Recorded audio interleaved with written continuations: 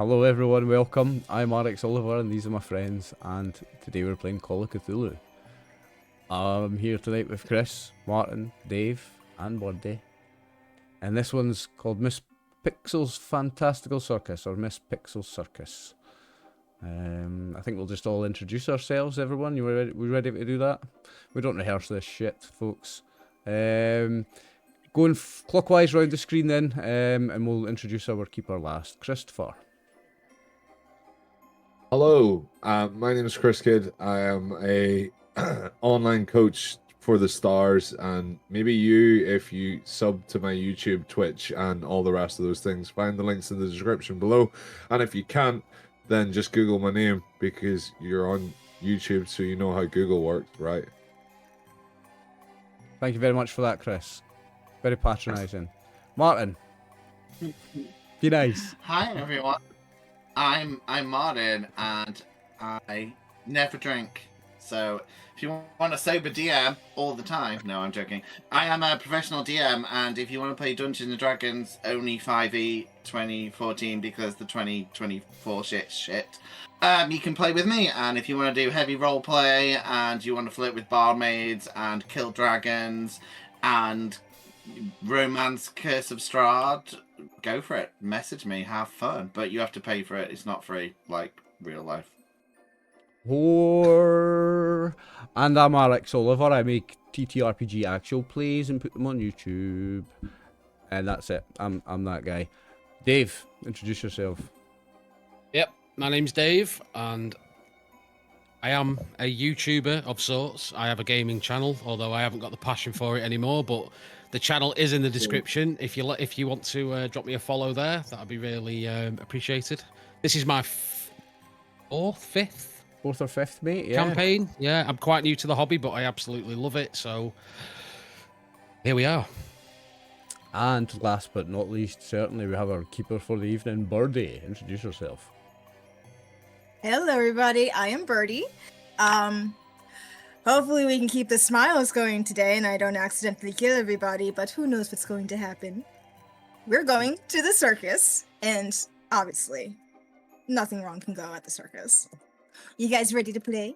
Oh yes, I love the circus. 100%. I like how Chris went full on clown with the gingerness as well. Thanks, Chris, for going full on clownness for it. He's he's a method actor. He's a method actor. Like he's very committed to his craft. Yeah, apparently you did it all over as well. Full on ginger. I mean, everything's clownness. That zoom in was perfect, Chris. You that money was well spent for that toy, like amazing. For those of you who are on Twitch right now, make sure that you ask Chris to do all types of fun things with his camera. All right. Okay. All right. We're all settled. We're all live right now. We're good. Okay, well then we're going back in time, you guys. We are going to 1920. Just for some context, the Great War has just ended. Well, like a year ago, but people are still recovering. So imagine how much fun it is for a town for the circus to come through. And that's what's going on right now. It is a beautiful Saturday late morning. Nobody wants to get up early on a Saturday. Sky is bright blue, big fluffy clouds. Everybody looks so happy right now. People are chatting, cotton candy, popcorn, everything is out there. It's fantastic. Amidst all of that, you can hear, voice above the crowd, a gentleman calling out. Welcome one and all to Mrs. Pixel's Fantastical Circus. This evening you'll be thrilled, chilled, amused, and amazed. Fear not, Miss Pixel's performers and entertainers will provide you with an unforgettable night. Children, women, men, come on, all of you. It's just a penny to get in. All are welcome, all are wanted. So you see a gentleman, large bow tie, big hat, zealously greeting the crowd. And there is a flood going into a very, very large circus. Blue, red, very, very pretty. Now, for our players, you're already inside. As other patrons flood in, some of you are already seated in the VIP section, which this particular circus always has, and the rest of you are getting ready for your performance. So now let's talk about our performers first. as the clowns are getting ready for Mrs. Pixel to start off everything. And the unofficial president of the clowns right now is doing his best to get all his mates in order, get everything ready to go. It is going to be a packed crowd. There's lots of children, lots of families. It's been a while since you've seen such a good, excited group of people. And Oliver, what are you doing? Juggling and riding on a unicycle. And yeah. playing the harmonica. All at the same time. That's what I'm doing. So you're getting your props together, your friends around you are also running around, getting various things. You see people shoving scarves up their sleeves. You see somebody else filling up a water bladder that hooks up to a flower. You see at one point in time he stops, looks at it, changes it out, and grabs a different one, and you realize he was about to spray wine on the entire audience. But everybody is running around with a lot of excitement. It's been rough being a circus in the past couple of years. It's very nice to know that you're going out into an audience that isn't thinking about their loved ones across the seas. You're very excited. You see Miss Pixel, a tiny woman, running through, just visually looking around, making sure everybody's good to go. And then you see her line up behind the giant red curtain that separates the crowd from the back of the circus. And you know that it's about time to start. You guys all get lined up. She turns and she gives you a look because she's expecting you to make sure that the chaos does not get too bad. And she just whispers, "We have some people from the mayor's office here, so once you're done with the opening, make sure you go greet them." Of course, she gives you a Madam wink. Pixel. Of course, Madam Pixel. All right. Don't forget, you're my favorite. Okay, let's go. The curtain opens up. You give it a little nervous toot.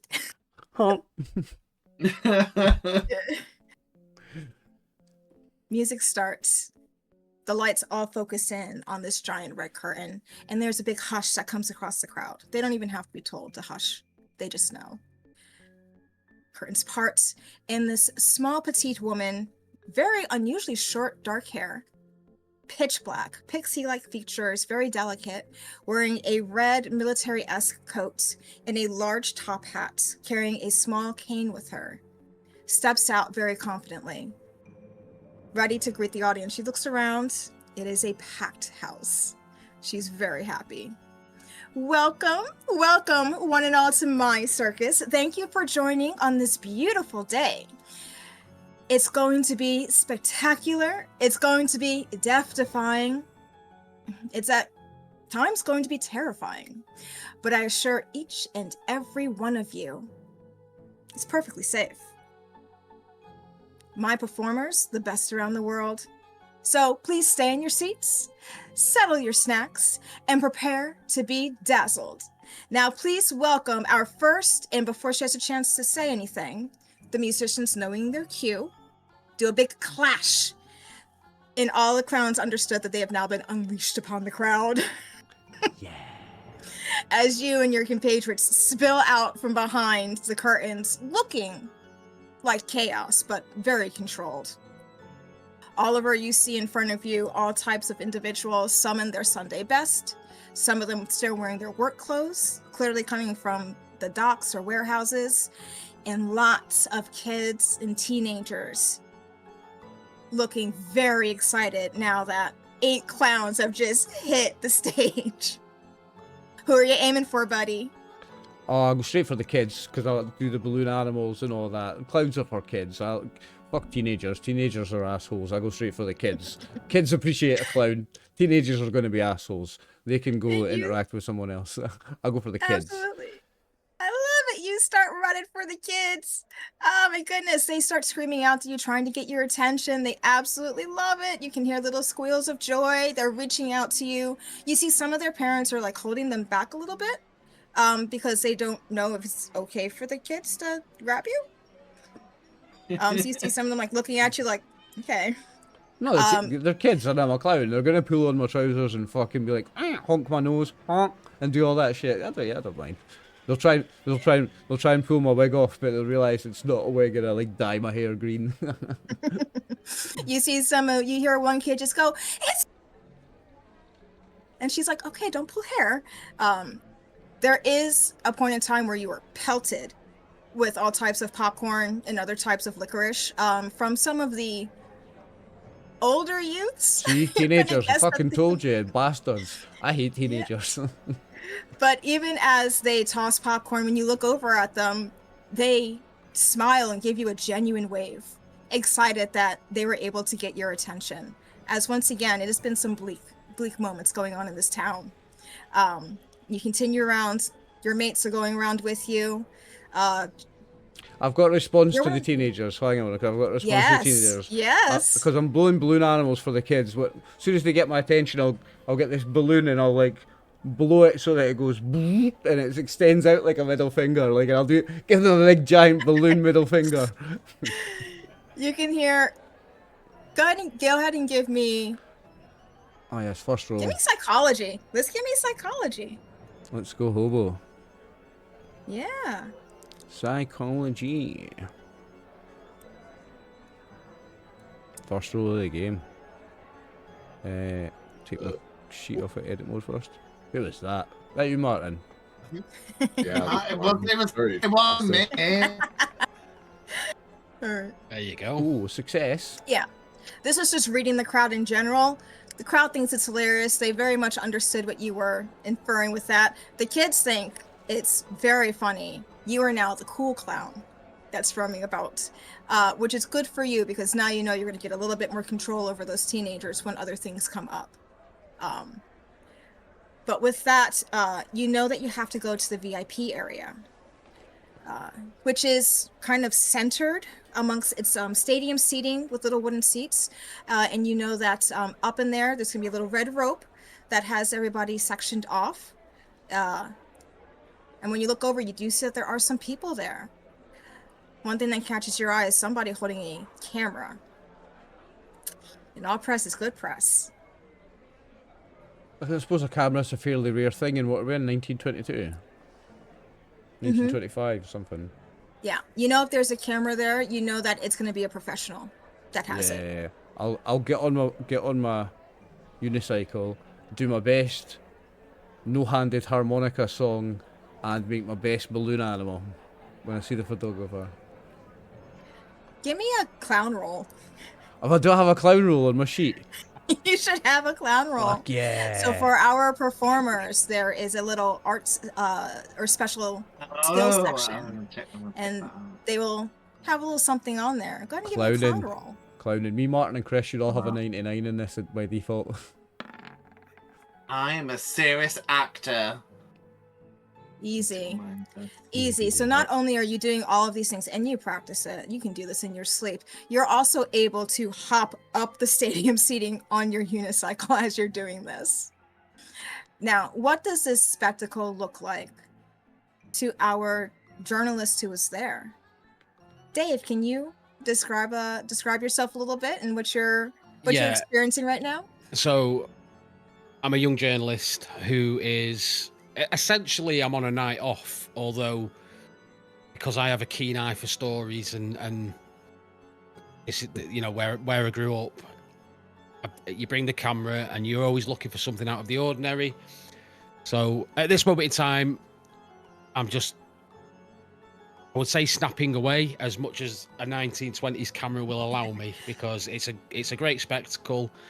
The clown's doing his job. The whole show's looking really good, and we're just taking in the general vibe of the night at the moment. And it's a great vibe. Oliver, is there anything your clown would like to do to engage this journalist a little bit more, or does he just want a picture taken? No, I'm happy getting my picture taken, and I'll just try and entertain him, just like I entertain everybody. That's my job. It's what I do. So I'll just do my best to entertain the man with my best balloon animals and doing stunts on my unicycle, making it do a spin, all that. Like, just impressive clowning. This is why I'm head clown. I did say I'm head clown, didn't you? Head clown, eh? Head clown. Dave, go ahead and give me a photography roll. Ooh, okay. Okay. Let's see how well you can capture all of this movement. Need to find it first.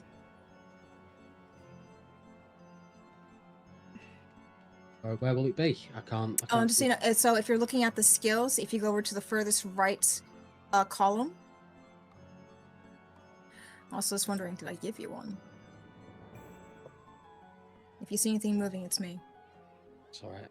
I've got firearm skills, handgun. And... Oh, please don't shoot him. No. But yeah, please don't. I'm just trying to impress you, mate. Don't shoot me. Sorry.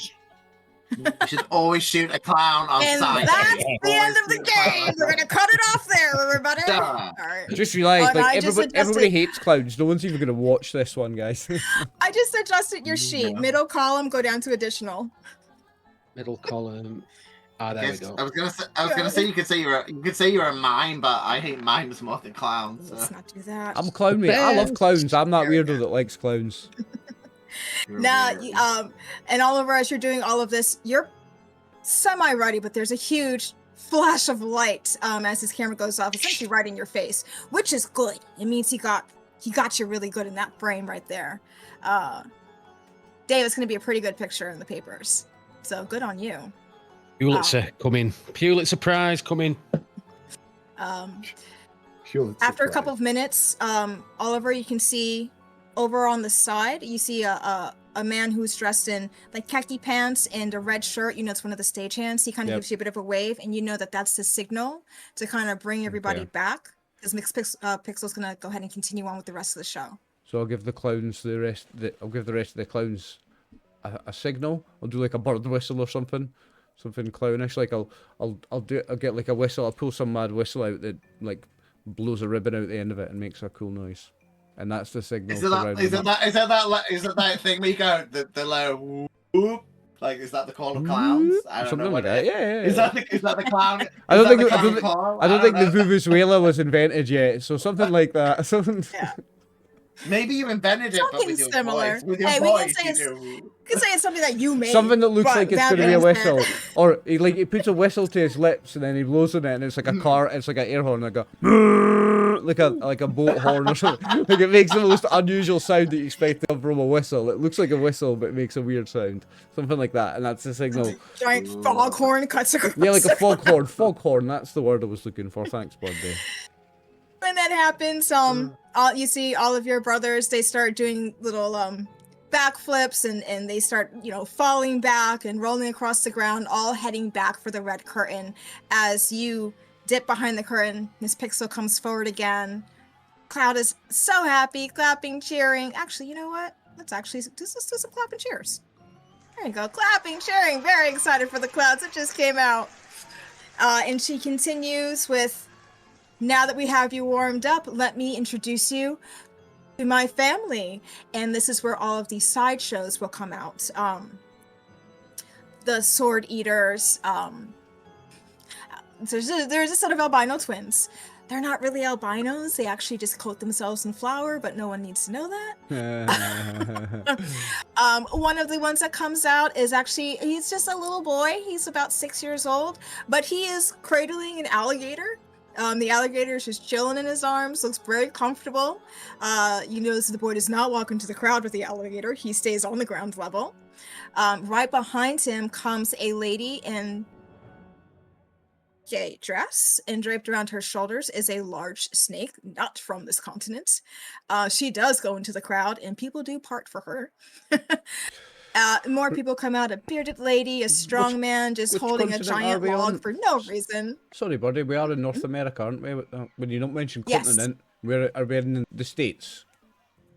Yes, we're in the States. So Canada and the United States do not have anacondas, and that's definitely what this lady has.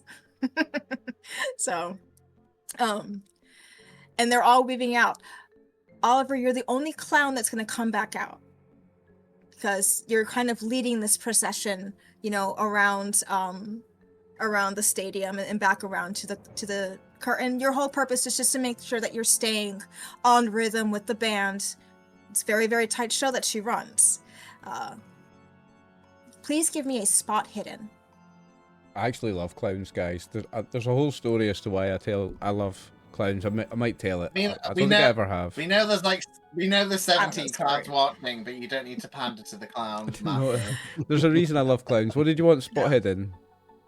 Spot hidden, please. I just want the audience to know that for these pre-gens, I was like, here, Oliver, you can be this. And he said, can I be a clown? I was like, do you want nightmare fuel? Sure. Well, you said we're playing in the circus, I have to be a clown. I love clowns. I will tell the story, the reason why, but is it worth spending 2 luck on that, Birdie?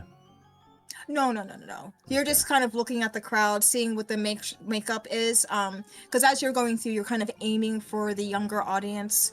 Though it's okay. You just you're making sure that your people are on track. That's all. You're just not getting any additional information. You're focused on them.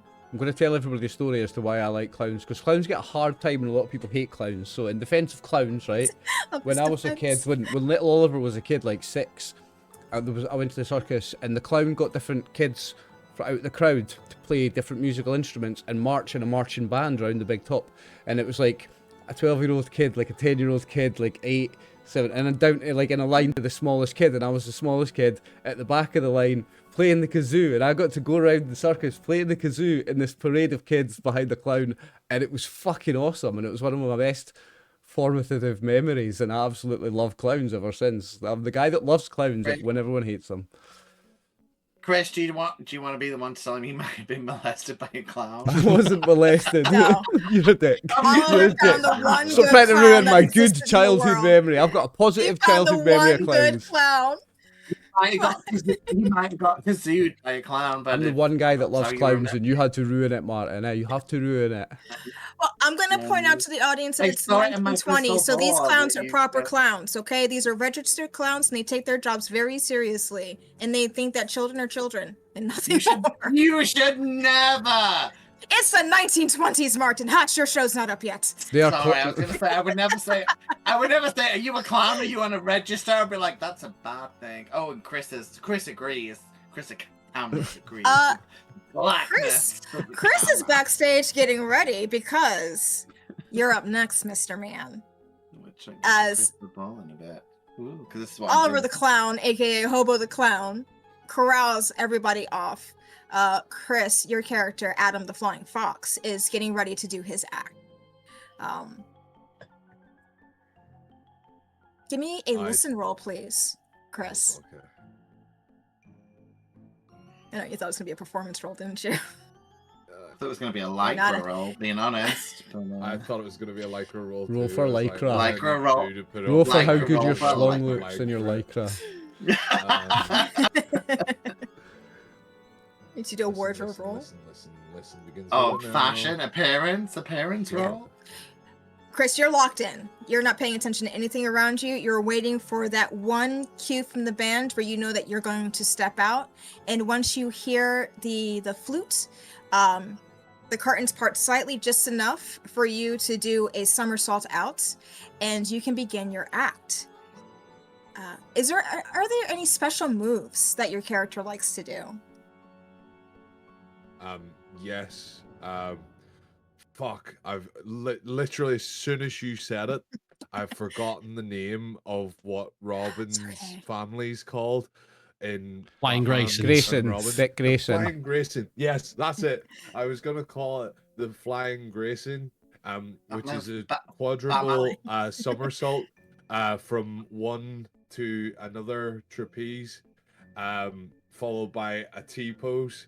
But obviously that doesn't happen in the movie because spoilers if you haven't watched it. No, don't spoil it. How are you Don't to know? spoil. Don't do that. Batman. Don't spoil Batman 3 or. It's 4. only been out for like 18 years. Please don't do it. Don't spoil George Clooney's nipples for another generation. Val okay? Kilmer it was. Was it Val Kilmer? Okay, well, That was Val Kilmer. sorry. Yes. Well, there's another one. with R.I.P. George Clooney's Val nipples. Kilmer. There's another great actor who died recently. I But know. R.I.P. Oh, Hey man, he held out to the end. Chris, go ahead and give me a performance roll. Performance. I Yes. Oh, Because you're a one-man act. I'm gonna end up like the Flying Apparently, Graysons right now. Here's a fun, not fact, but a Uh, fun rumor. Apparently, Jack Nicholson warned Heath Ledger, "Don't take the role of the Joker. It's cursed." Yeah. Ooh. yeah, I Aw, heard. that makes that even more sad. Doesn't it? Okay. It does. Everyone loves Chris, Heath Chris, Ledger. if you like, you can Is give it a the top? dexterity roll as well. If you want to give dex, you can give dex as well. Also another great Yeah. actor, yes. I do love him. Because that that falls one. in line. Ooh, well done.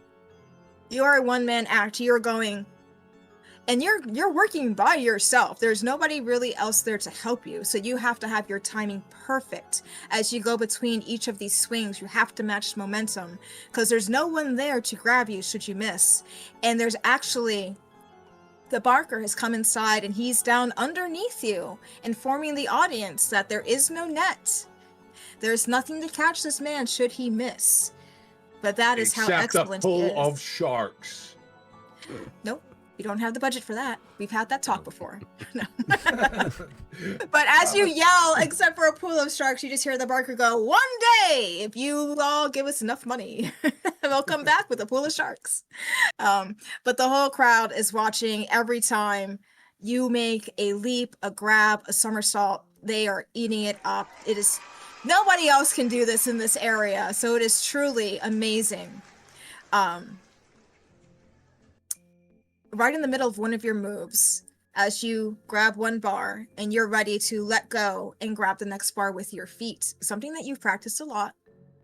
The Barker, you know, without having to look, has already kind of positioned himself, because if you do fall, the purpose of the Barker is actually to break the fall.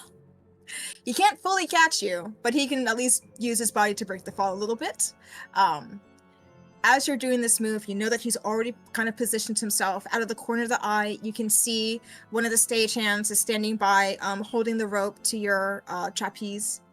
All of a sudden, there's a loud sound that distracts you.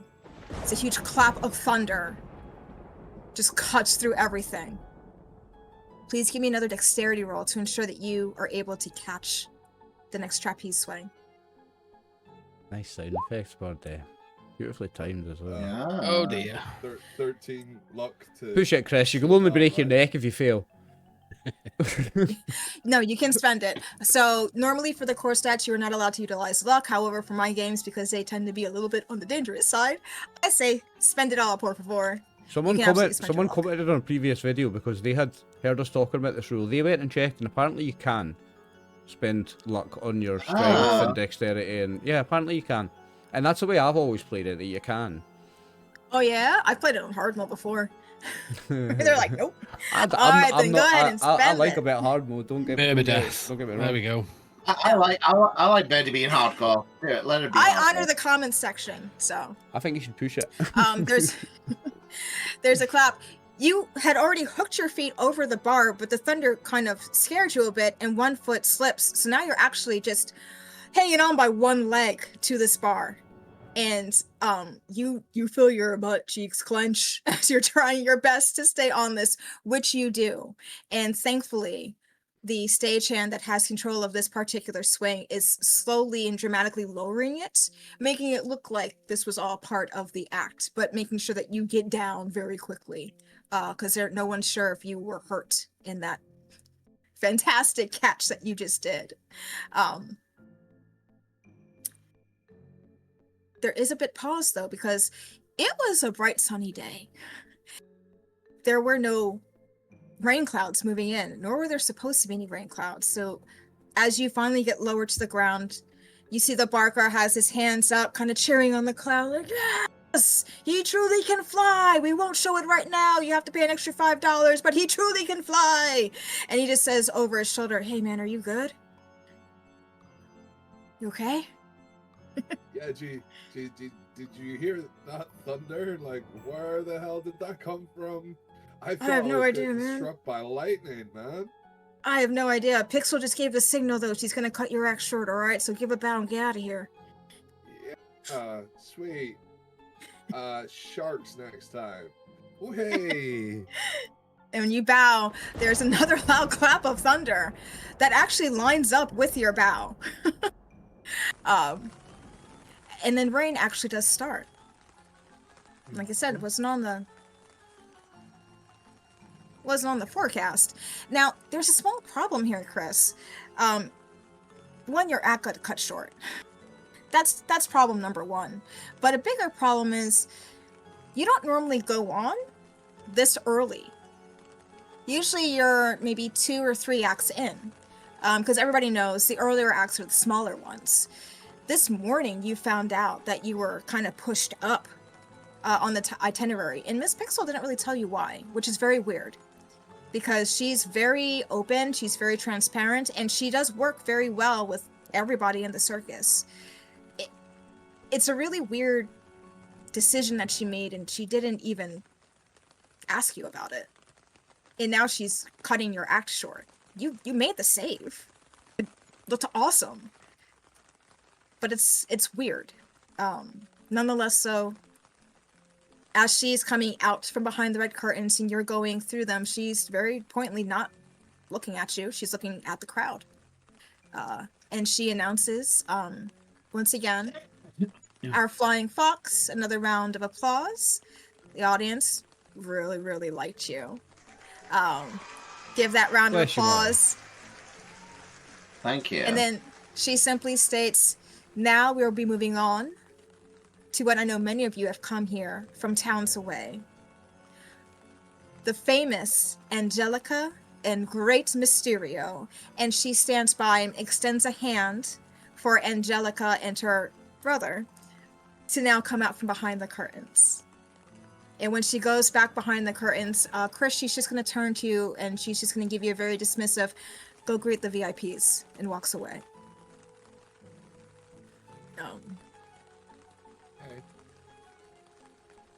If I do I see Martin. that, because I want to know if this clown is You sad do. or not. Oh, that's sad. This You do clown's- notice it because you stay by the curtain. You tend to stay by the curtain so you can see the show and whatnot. Do you want to go with Chris to the VIP section? Yeah, I'll go and help him. It must be a trick of the lighting, but when Hobo's like does a sad face, it's like his whole makeup moves. Like he goes from a massive smile to like a really sad clown. You know, like you get a happy clown and then a sad clown. Well, I can move my facial expressions and somehow it moves the whole paint. It's quite impressive. Impressive and slightly scary. It's impressive. It's years of practice with the paint. It's a trick you learn with the paint. Yes. Sorry. But I will allow you two to start to maneuver your way to the edge of the curtain so you can kind of discreetly walk around the edge and into the half stadium while Miss Angelica and her brother go ahead and walk out. Now, Angelica, you've already been fed a good deal of information before coming out here. Mhm. So you've already kind of picked out your marks. You know that there is a photographer from the Mhm. local newspaper. Miss Pixel wants to make a really good impression. Mhm. So she wants you to target him. Mm-hmm. But Mysterio gets out there. He doesn't say much. He kind of just hands up, cape flowing in the wind. There's no wind, but he announces his name, Mufaso the Mysterio, and his gifted little sister, Angelica. He explains that with your minds combined, you have the ability to see into the minds of other. You can lift the veil, yada, yada, yada. You've heard the speech plenty of times. You just have to stand there looking angelical. At that point in time, he will ask who in the audience would like to help them demonstrate their powers. And he turns to you, sister. Who would you like to see come down? As every man raises his hand when he turns to you. Is Angelica a Okay, so babe? Is she a babe? She's another babe. Yeah, I think love it when you she's play a babe, Martin. She is Egyptian babe. Egyptian babe. Ooh. She knows the trick, so she comes out kind of like meek and coy because guys are dicks. So she comes out and be like, and she raises her crystal ball, and she kind of like, I'm gonna try and focus my powers to see who needs the help. She's definitely gonna go to Dave's character, but she knows it's gonna be too easy to do that, so she's gonna find like a general mark. So she tries to find someone who looks sad and lonely, and she kind of quickly tries to do that first. Yeah, that's what she's gonna do first. Give me a spot hidden. Okay. Because- I have to hold this massive crystal ball. I know. I need you to juggle that while you spot hidden. No, it's fine. Spot hidden. It's yes, I have that on my screen. I got it. There we go. That's it. Hold it. Extreme. So moving throughout Oh, the audience, Very nice, Martin. Put your you 3D dice actually on, have Martin. So yes, she does. So she finds random. Yes.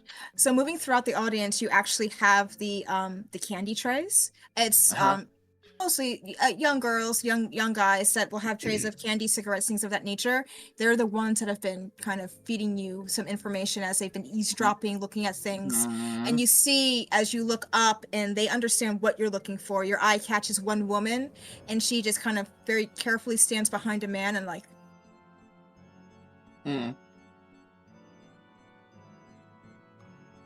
Indicating that he was probably once married and is no longer married, and is probably a little bit sad about that. Well, I definitely go. I feel a deep soul love for you two, and she points out to those two. It's very dramatic, and she's just like, I feel the astral energy of you two. You must be together on some level. And she looks a little bit confused, because she's being astrally. And you hear Sabrina her name is Sabrina. You hear Sabrina go, and she turns to the man. She means us. Stand. And she loops her arm through his. He's a bit confused, but also he's now getting attention from two women. So it's like, oh. But now he's also being stood up in front of an entire crowd. So he's like, oh. And she starts to tug him down to the ground where you are. Kind of like patting his arm, encouraging him, like, no, let's go. And she brings you over to him and stays there unless you indicate that you want her to leave. Oh, no, I'm just like, please, love has won. We need to love for everyone. As she points out, she's like, even an ugly woman, she knows she's beautiful. She's like, even someone like me maybe someone else can find love. Yeah, she puts on a big performance about it. And Sabrina, she's like, Angelica, what do you mean? And she turns to the man, what does she mean? Have you lost love? And now the guy is just like, go ahead and give me a charm roll, Angelica, to see if we can keep him with you. Okay. Let's go for the charm. Yeah. So here's the problem: is you're really pretty. Yeah, I'm really pretty, but that's it. I'm just. And really he's pretty. now sandwiched. He's now sandwiched between two women who are much younger than him, giving him way too much attention in front of all of these people. And you ask him that, and Sabrina's trying to like add on. She's not as good as an actress as you, so it's a little too heavy-handed. And he just kind of like shrugs a little bit and like looks away. And you can see he's looking for an escape, to get away from the center of this area. I try and pick up my ball and go, but the spirits of love are not for me to control. And then I'm going to move it over to Dave's character and go, maybe I feel drawn to this magnetic, handsome character. So she's going to try and shift it over. And then Sabrina immediately picks it up. She goes, oh my goodness. And she turns to him and she's like, I'm so sorry. I didn't know that you lost someone. I'm so sorry. We're going to give you some free refreshments for the rest of the day. Is that all right? I do apologize. And she leads him away and kind of soothes him over a little bit, makes him feel a little bit happy. You see he gets immediately, he gets a pack of smokes. She's giving him, a little box of popcorn. She's giving him some chocolates. You can see like he looks a little bit like, okay, that wasn't so bad. Thank you. He had a good time. I wrapped him up. He's just like, and you see like the guys around him are just kind of like, hey. And he's just like, shut the fuck up, please. Yeah. He's very quietly like eating right now. Raisins. Hey Dave, you just got singled out, my guy. What do you want to do? I as a logical thinking journalist, I don't buy this at all. So I'm gonna say I'll play along, but I know it's all an act. I'll play along for the audience. If you want to read my fortune or whatever it is you do, what do I need to do? What do I need? Do I need to roll anything, or can I just make shit up? Because I'm You looking can at make him. shit up. You can make shit up. I'll be confused. Okay, well, I look at him and I go like, you want to know knowledge of the unknown, but something's stopping you. Not knowing is stopping me. Yeah, you need to know. You need someone to help you gain unforbidden knowledge of a occult knowledge. You are a deep and dark and mysterious man. And I kind of like gesture that maybe he's not controlled by love. It's like, you are not controlled by love like other men. You are a strong, passionate man of knowledge and thirst for wisdom. And I do that at the same time I'm looking at him through the crystal ball. Yeah. So, the Great Mysterio, aka Maurice, he's kind of clocking that Dave's not fully. He may not. I'll be writing stuff down on my He may not. He notepad. may not fully participate with the act the way that you guys want. So, he steps forward and he goes, "Dear sister, I believe you're correct. You, sir, are seeking knowledge, almost as if it's your job. Everybody, please give a warm round of applause. The Arkham Gazette has sent out one of their own. We do thank you so much for covering. Thank you for giving us a little bit of poke at you. However, I am picking up something, if it is all right with you to share." And then he turns back to you, Angelica, trying to like signal you to have one of your psychic fits. I was gonna say, I was like, oh, I'm so weak. I'm so weak. Hold, sister. She's become overwhelmed as now. Here's the thing. Yeah. I'm trying to contact with the ball. Yep. So Dave, your last assignment was in France. Mm-hmm. As this man looks up at you and just goes, "Angelica, please try not to touch his mind. It has seen such horrors. Sir, I cannot help but think at one point in time you carried not just a camera, but a rifle. Based off of your age, it is very easy to guess that you may have served. Mm-hmm. But do you break the performance level? Again, I'm in journalist mode, so I'm scribbling down. But when he mentions that, I sort of stop. I'm like, hang on. And I'm going to say, what do you mean, rifle? What are you talking about? Because there's something triggered. Because I'm thinking it's all a bit of a show, but you've now touched upon. Yes, and you see, Martin, he's now come back to you, and your brother, he's your brother. Maurice, he puts an arm around you, and he's now like, "Sister, break the connection, and he turns back. I can't. No, sister, break the connection. No, I can't. The big performance. I'm like, love needs to find a way, brother. Please do not take this from me. He's like, no, and do not take my balls from me. He's like, I see splintered wood. I see smoke. I see men laying on the ground. I see the Bella Woods, which is where you did serve with the Marines. So now I've stopped writing now because this is getting freaky, and I'm starting to get chills on my arms and like, how are you doing this? How are you doing this? And at this point, Maurice is kind of like, he's like, all right, we gotta get the hell out of here. He's just like, it's too much now. I'm sensing so much heroism within this crowd. And he starts to look up and just kind of aiming for all the men that would be an appropriate age, aiming for men that are missing limbs. And he just says, such bravery I see in this crowd. Truly the sons of Arkham. True patriots of this country. And you see a lot of people are like, yeah, we are. Yeah. And he's just like, yes. Sorry, we are overwhelmed by the sacrifice in this room. We thank you all so much. Your valor, your bravery, it allows me and my sister to sleep soundly and safely at night. And we thank you all, citizens of Arkham. And he gives a deep bow. Now transitioning to kind of like holding your hand, Angelica, indicating that we're about to peace out. obviously, like, weekly, just, thank you. I can't, but if anyone wants to find love, please find me in my tent for true love for anyone to find. Literally, trying to get sexual things or old ladies who want love, whatever that means. That's what she's doing. Old ladies. Well, like old ladies, like she wants to do magic spells on, or maybe more prostitution shit. She don't care.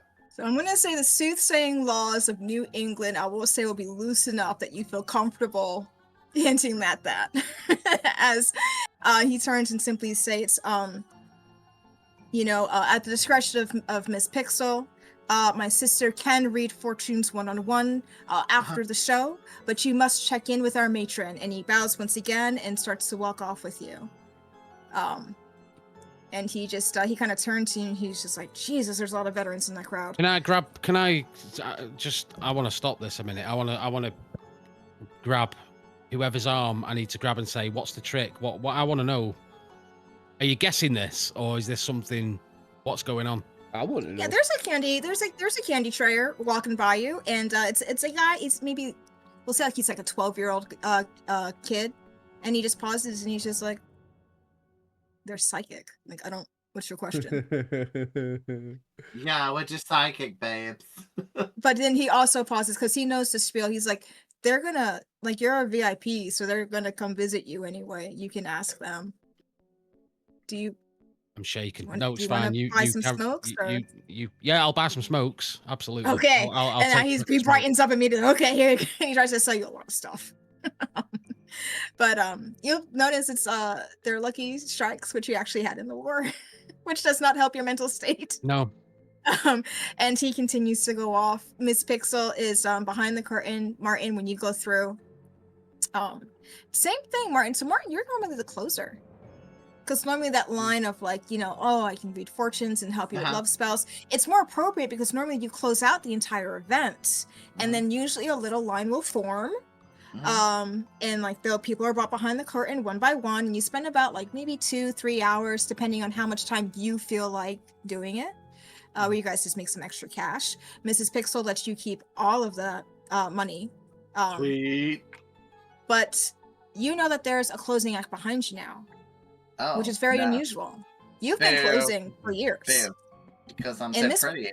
I'm pretty and hot and I know everything. Yeah. And you're really good at the craft. And once again, Miss Pixel didn't run this by you. She just told you this morning.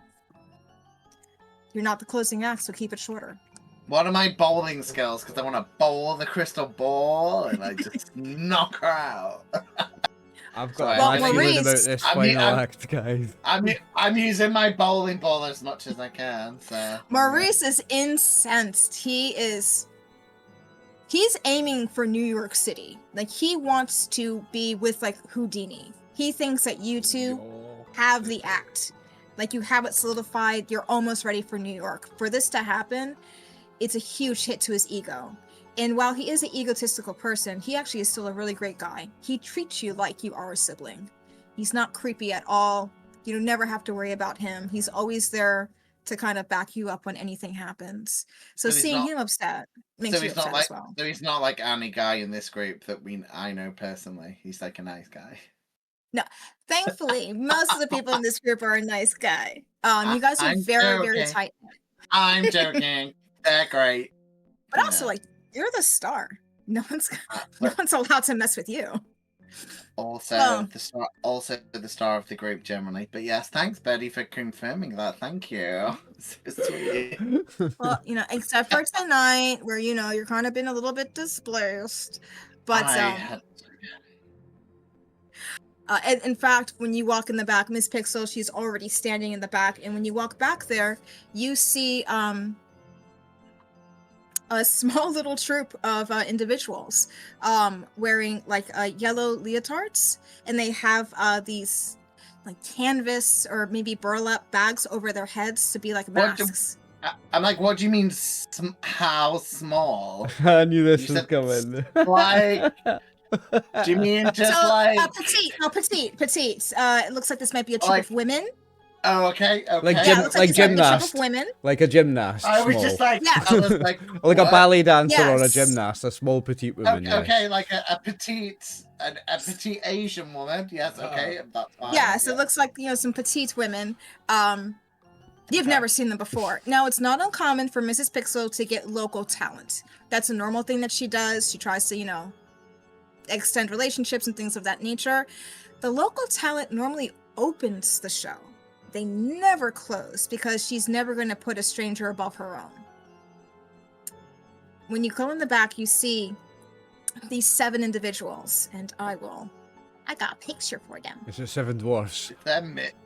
It's gonna be the fucking minions. It's gonna be fucking minions. Oopsie. It's gonna be 7 dwarfs, Right Martin. now. Watch. Nah, minions. It's not going to be 7. Don't say that. Don't scare him. Minions. Gonna be Don't minions. scare him. I can't There we believe go. the one thing that I said that I was vaguely. We're not going to... Okay, so here go the lovelies on screen right now. I see the symbol. Oh, I on can't that see. forehead. I can. Oh wait, I can see. I can't see them. I can just see a no. Oh, you Yellow can't see- sign spotted. I can- Yellow sign spotted. I can see the. I can see I the will- yellow acrobat. Is that Yes, what they look? that's Oh, it. is that them? That's them. I There you noticed go. they're in this particular pose as well that looks awful very much like the dead sign in question. I mean, So- they're kind of hard. I think it's someone that Chris Kidd would have sex with. Yeah. So But that's a bit of a problem, is they're kind of hot. No one's supposed to be hotter than you. I mean, it's I'm a- hot. All my characters are hot, so I already know Well, that. Yeah. You have to play yourself. Like, that's the best way to play, is just to be yourself.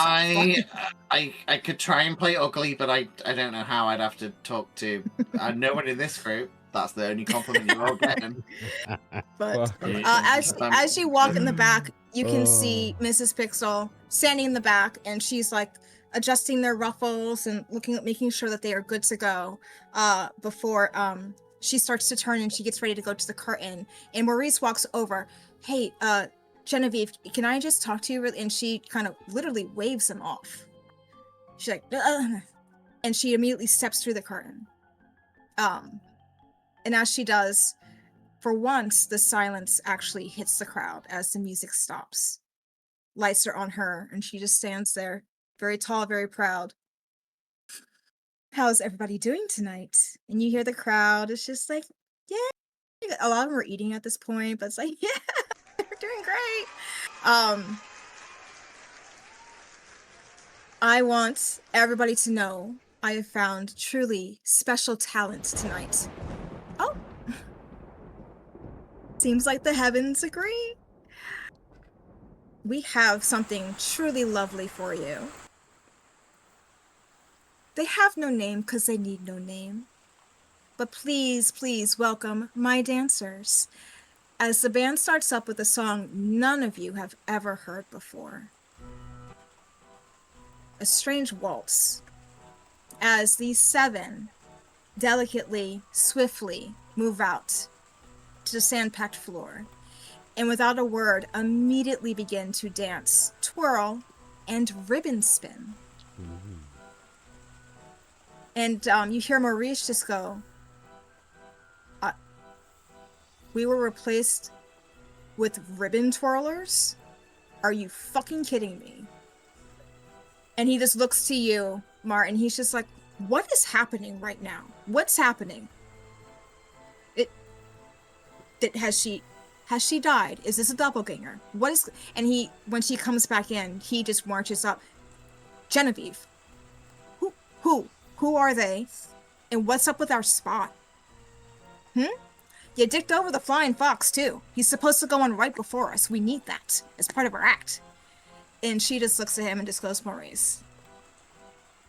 It's new talent. This was the only time that they could go on.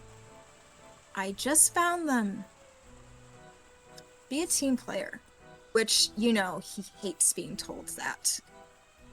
And she just she looks over to you, Martin. She's like, how about you take your brother and you guys go up to the VIP section and make us some extra money. And she walks away. Go ahead and give me a psychology. I was gonna say I'm gonna do that. Yeah, I'm gonna do Oliver. that. I'm gonna do that anyway. But Oliver and Chris, give me psychologies as well, because you guys are within Okay. earshot. Oh, extreme success. Excuse. Yeah. Is it worth 4 Ooh. luck points, Birdie? Yes, it is. I will spend it the is. 4 then. Hard success. Oh, hard success. Okay. So, we're gonna start at normal and work our way down. So with the success, Oliver, she is being unusually rude to the point that it almost feels cruel. Yeah. She's probably one of the best employees you've ever had. She owns the circus. I know everybody says Mrs. Pixel. She does not have a husband. She owns this circus, and she's very fair. It's very democratic, and she always ensures that her people are put first because she understands what it's like to kind of be treated as other. She Outcast, yeah. never talks to anybody like this. If someone has a problem, she'll just simply say, like, meet me by the clothing rack.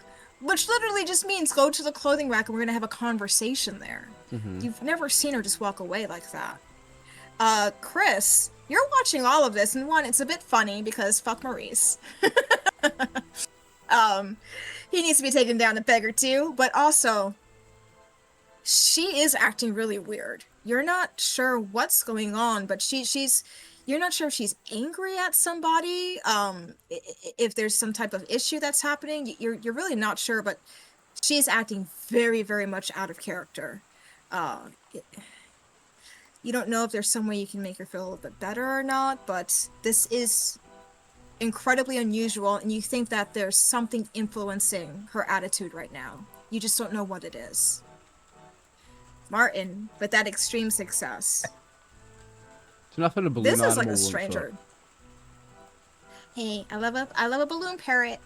But Martin, this is beyond unusual. Something's wrong. Something's incredibly wrong. The way that she's being dismissive, she's not meeting anybody's eye. And you're looking at her, and part of you immediately goes hypnosis, which is something that Maurice is very good at. She is acting almost like she's hypnotized, just in the way that she's moving, the way that she's not making eye contact. She sounds like her, but like a caricature of her. Maurice looks over at you. What's wrong? I'm like, Maurice, you've not done anything right to her? Like, she's unusual. Yeah, she's an unusual bitch today, but I don't think I did anything. Did she say something to you? No, but I'm getting a vibe. I'm like, I kind of feel that I should go and talk to her more. I'm gonna pat myself. It's like, give me a moment. I'm gonna just see if she's okay. More than no. normal. Let's. If you go over there now without going over to the stupid VIPs, it'll just be another thing. Let's go say hi to these VIPs first, and then. You think we can both talk to her, or you think it'd be better if you just went one-on-one with her? I mean, I guess you are her favorite, so... Okay, yeah, I guess, but I... And I hand you a dove. I hand you a balloon dove, because it's a symbol of peace. Love it. It's like... yeah, I think she is 100% worried, but at the same time, I guess her brother's just like, maybe, so she will be running back as soon as they've done the VIP meeting. Yeah. Okay. All right. Let's just get this over with. To give to her. Yeah. He turns to you, Oliver. Is he going to come with us? All right. You might need to run some interference with that journalist that's up there. He looks like a thinker, and I don't like thinkers. He looks over to us like, that's why I like the flying fox over there so much. Not a thinker. You see he fixes his glasses at you. Let's go. Don't think, just do. That's always the motto of the flying fox. So, but this is Maurice stops. asking me to run interference with the VIP, with the journalist. Sorry. Yeah. So am I seeing all this? They're behind the curtain. Right. So I'm wondering though. I'm. Yeah. start sniffing around and seeing what's going on and stuff. At this point, like, there's other people in your section, and you recognize, like, one of them, she's the secretary to the mayor. You've seen a couple of other, like, elected officials. You can tell the VIP seems to all be either government officials or like Authority, very popular sort of. Yeah, or you know, like you see like one person, he's like the a dean over at the Miskatonic University. So you can see that these are all like recognizable people in the city. A couple of them were kind of like talking to you after. Hi. A couple of them were talking to you after, you know, what happened. Like verifying, like, were you in France? Mm. You're like, oh, that's amazing. But then you see this little troop come out from around the curtain and kind of start to pick their way up and through the crowd to get over directly to the VIP box.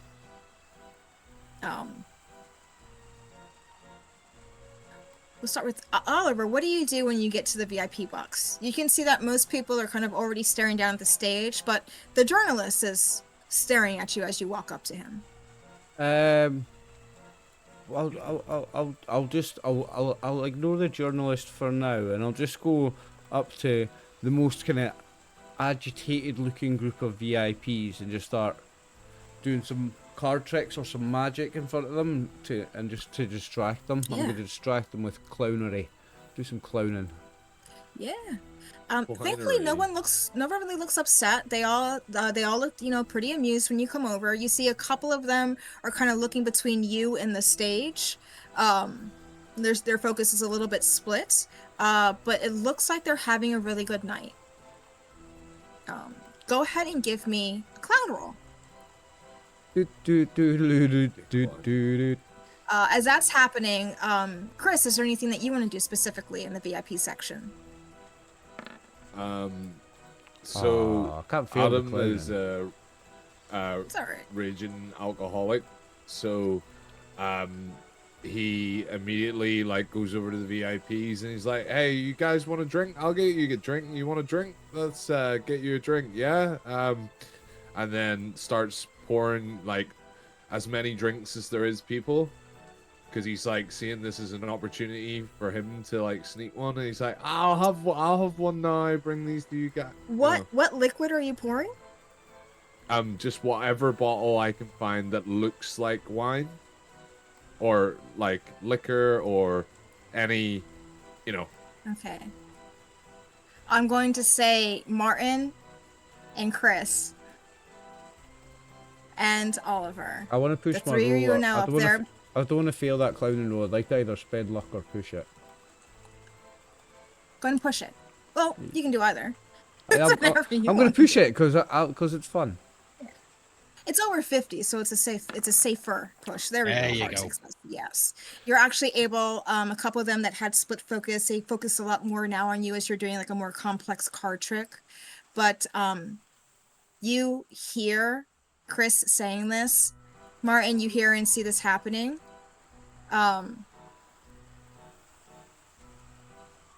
Alcohol is illegal. You know that yeah, Mrs. Pixel Prohibition, aims Chris. for. How long have we been playing Call of Cthulhu in the fucking 1920s for, Chris? Come on, mate. Come on. You know that Mrs. Pixel, she aims for like mayors and county clerks and sometimes chief of police because she wants to always be invited back to the town. Can I write this And so- down? Can I say that I've seen this? Oh no, absolutely! They are all around you right now. You're clocking all of this. You don't have to make any yeah. rolls. You're seeing this very, and I'm going to say that you can smell it. Alcohol served that it's just totally illegal, You're inappropriate. muted, Martin. Oh, Martin, you're muted, Martin. Martin's drinking. My character drinks a lot, but not in public. She's not that stupid. Yeah. Do any of you try and stop him as he starts to offer spirit? Can I? So at this moment in time, I did You said say drinks. You just said drinks. anything that's there that looks like wine, or Yeah. so to be fair, if it's in the VIP area and it's like non-alcoholic wine, because they might have that. Do you know what I mean? There's apple juice. He's got a roll for that. That's There's cider. I mean, There's it's not, apple juice. There's it's apple not like cider. it's not like Call of Cthulhu isn't specifically set in America in the 1920s or anything. Chris's actual racist habit where he gets a luck roll to just re-roll anything in his life. Just re-roll anything. Actually, Martin, I love that you did that. The circus was in the US. Yeah, like Chris. we were We a did. traveling circus. We could be anywhere. No, she Chris, said give me a luck Arkham roll. a couple of times. Give me a luck roll, Chris, to see if Okay. anybody clocked what you meant when you said drink. We're in Arkham, Yes. Maine, Lovecraft I country. helped you out. Is it Arkham? It's Arkham, Massachusetts. It's Arkham, Massachusetts. It isn't is. Not Maine, It's yeah. Massachusetts. Yes. Is Arkham a real place? Arkham is It's actually. not. You know, Oh, is okay. that no? Arkham's not a real place. I thought there was an Arkham, Arkham. Massachusetts. Like, no, that's not a. Is that made But up? it- I thought there you was an Arkham somewhere. But you can find out kind of where it is if you look on a map. But It's you ba- can't it's really- based on The somewhere or Arkham- something. Yes, the Arkham of Cthulhu is fictional. That's Yeah. not a real town, even though it will reference real Oh, towns. I think So- someone fucked something up. Uh-oh. At this moment Oliver. in time, can I Oliver, approach? you're doing this complex card trick, and the woman that's sitting in front of you watching you, she's okay, and she hears Chris, and she just kind of pauses, and she looks over. Is he referring to alcohol?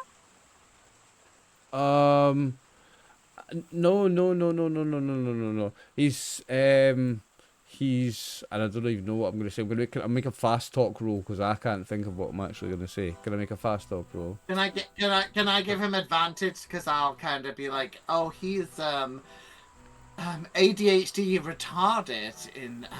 He's been Didn't to the- exist. in- Didn't exist in So the word back 1930s. then was slow. The word back then was slow. You could just say He's slow a- or touch. he's Disabled. He's a bit touched by the Jesus, but too much by the Jesus. That's too much touched by the Jesus. That's not Jesus saying. disapproves. He's been Um, double. That's how I'm going to give you advantage. Double touched by Jesus. I don't know if I would call it advantage. However, Mrs. I agree. Perling, the mayor's secretary, looks over to you, Dave, kind of like trying to confirm, like, am I overreacting, or did he just talk about? No, I'm gonna. I want to speak to Adam, Flying Fox, and just ask the drinks that you talked about. Can you just confirm what they are, or can I have one? Oliver, you've pulled Mrs. Perling's attention back to you, and she's like, oh, okay. It's grape juice. He's talking about grape juice. He just calls it wine because I don't know. He's slow in the head or something. I'm just gonna say he's slow in the head. Oh, Something like that. I'm sorry, I don't know where you guys are from, but grape juice, it's not big here. We actually make our own apple cider in this town and the surrounding towns. If you want to try some of the apple cider, it's being sold all over the fairgrounds. It's really good. It's one of the hallmark things that we make here. Is that non-alcoholic apple cider she's talking about? Yes. Yes. Yeah, Yes. it Yes. must be because. I mean, isn't cider generally an alcoholic thing? Or It's is it- not Scrumpy Jack. I mean, No. So if you let cider sit long enough, Right, it so- becomes different. Yeah. so is cider not an alcoholic drink by default? Is that just fucking British people being bums again? I Because think when I that's think of just the cider, I UK think of being Strongbow. alcoholic Yeah, in I think general. it's a UK No, thing, yeah. apple Yeah. cider starts off as non-alcoholic. The Does longer it? you allow it Yeah, to it's- brew, yeah, it it's becomes the thing. alcoholic. It ferments. Yeah. So it's a weird Yes. American thing. If you I say honestly apple thought cider that in America, non-alcoholic cider was like taking cider and taking the alcohol out of it. No, we drink it before it fully ferments. That's all. They Aye. taste it when it. We have a they lot of try it apples when in it this. We tastes have a good, lot of apples you in know? this country. It's very easy to drink it at all different stages. But no, apple Cider's an cider is alcoholic very common beverage for it to where be I'm from, like- non-alcoholic. If you're Usually, if you're, alcoholic cider is specifically labeled as having alcohol in it. if you're a scumbag like I am, you actually drink onion cider in your youth. Cider that's so cheap it's not even made of apples, it's made What of the onions. fuck is that? Comes in a blue bottle. It's called Frosty Jack and shit, and White Lightning, and it's good. Yeah, They say Britain's got no culture. You've not had onion cider. I don't know if you want that Yeah. to be attached to your culture. But that being said, Chris, are you going to answer Dave? He's asking you about what you meant. Yes. Yeah. So I think I think in my idiocy, I'm gonna be like, oh yeah, well, like it's these bottles over here, and then I just like pour out some of the juice into like glasses, and I'm like, but let me ask you this though, as a cameraman, you ever have anything to steady your nerve? I'm not usually the cameraman. I'm usually the reporter, but tonight I'm both. Oh, okay. Well, I seen the camera in your hand and just assumed because I ain't spoke to you before, so you know. Yeah. Of course, Um, that's a natural assumption that you'd make. Chris, you ain't gonna write any stories tonight, no? oh, Chris, you feel a hand on your shoulder as Maurice kind of comes up behind you, and he just goes, "Pardon, my friend. English is actually his second language. He's actually from Eastern. He spoke really good English to me. He's French, apparently. Right. Connaissez bleu, sacre bleu. Oh, parlez-vous François? Yeah, croissant. Pardon? And you see Maurice just stares at you deadpan and just goes, he's just poking fun. He overheard our act in which we stated that you had been in France for a bit of time. And he just turns to you, Chris, and he's just like, not catching the joke, buddy. Dave, it's Francais. Francois. If you don't have to roll to know that he's Wow. lying. Francois is Yeah. Francis. Take me out at the moment, Oliver. Thank you. Hey, Sorry. hey. Hey, France, we have no idea how to speak your language. Just I do. It's Francais. Francois. It's Francais. French is Francais. Francois is Francis. Sorry. Speak French. Oh, you speak French? No, I'm You just speak a French? I'm just a language nerd. No, I'm talking to Come on. Adam. All right, Stockpot. I speak like 5% French as well. We're all fine. Say pomfret. Say pomfrets and jumper. Yeah. Oh, don't even talk. Oh, don't even talk to Chris German about. now. Don't you Hey, start listen, with I German, want Chris. all of my other Creole-speaking brothers and sisters to know if I'm saying French words inappropriately, I'm doing it on purpose. Okay? Don't come for me later. When you actually hear me speak patois. Now, we're going to go back to this day. Oh, bitch! I just dropping French like a black bitch. Don't come for me in the comments when you hear me speak with proper language later. Now, Oh, I Dave, can't wait. you have the whole crew. Maurice is now kind of trying to soothe this over.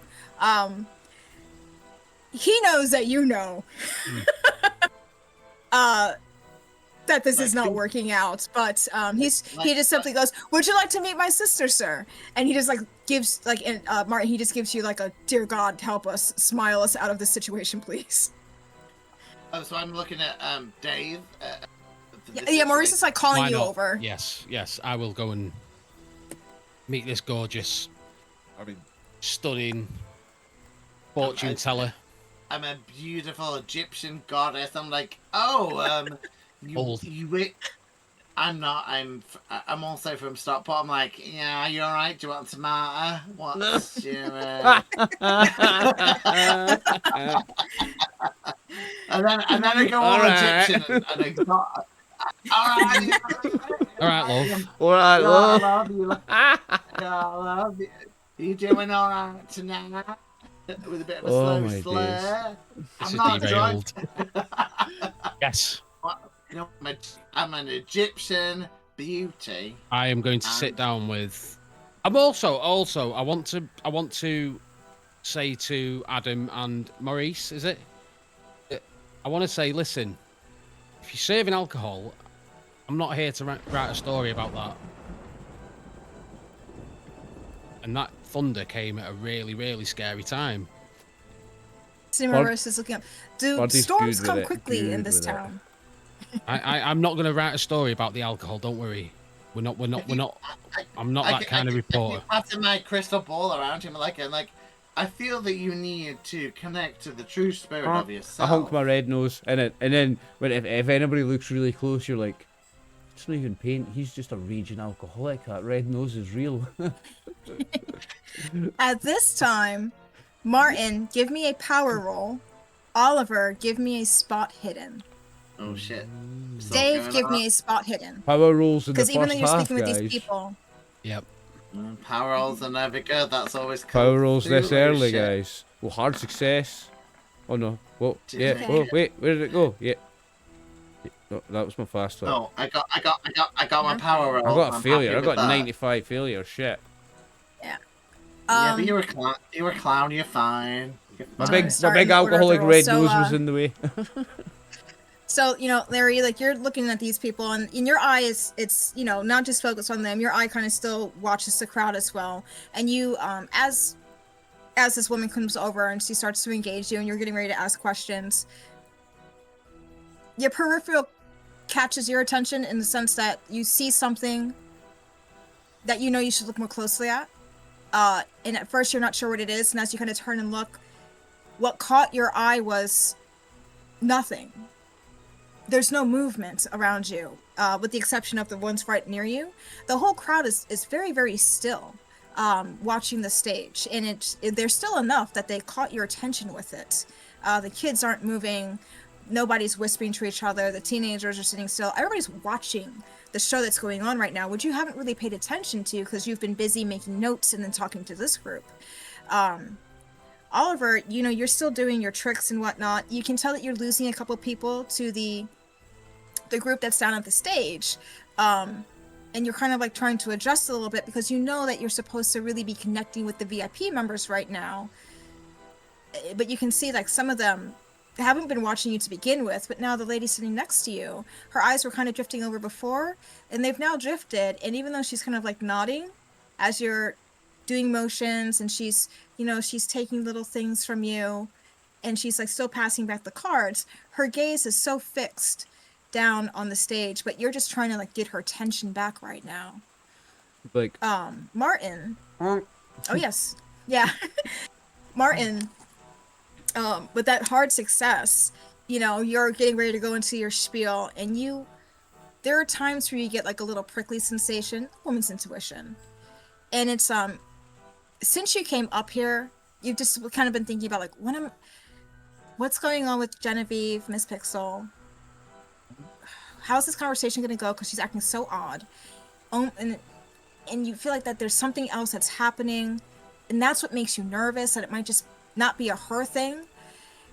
And all of a sudden, all of that anxiety just kind of comes back to you all at once. Like, as you're getting ready to do the spiel and, win over the crowd, like you're supposed to, part of you just goes like, this is not the important thing to do right now. Genevieve is more important than this. Something is wrong with Genevieve. I'm gonna, run over to Genevieve and just try and back her into a corner, but like, cigarette? Because cigarettes are fine in this day and age. Cigarettes are good for you. It's the fine. 1920s. They're good for you. Yeah. Encouraged. I'll be like cocaine cigarette. My doctor recommends From Cadbury's. My doctor From recommends Pall Cadbury's. Mall, actually. Cigarette, cocaine packed into them. Novocaine. There we go.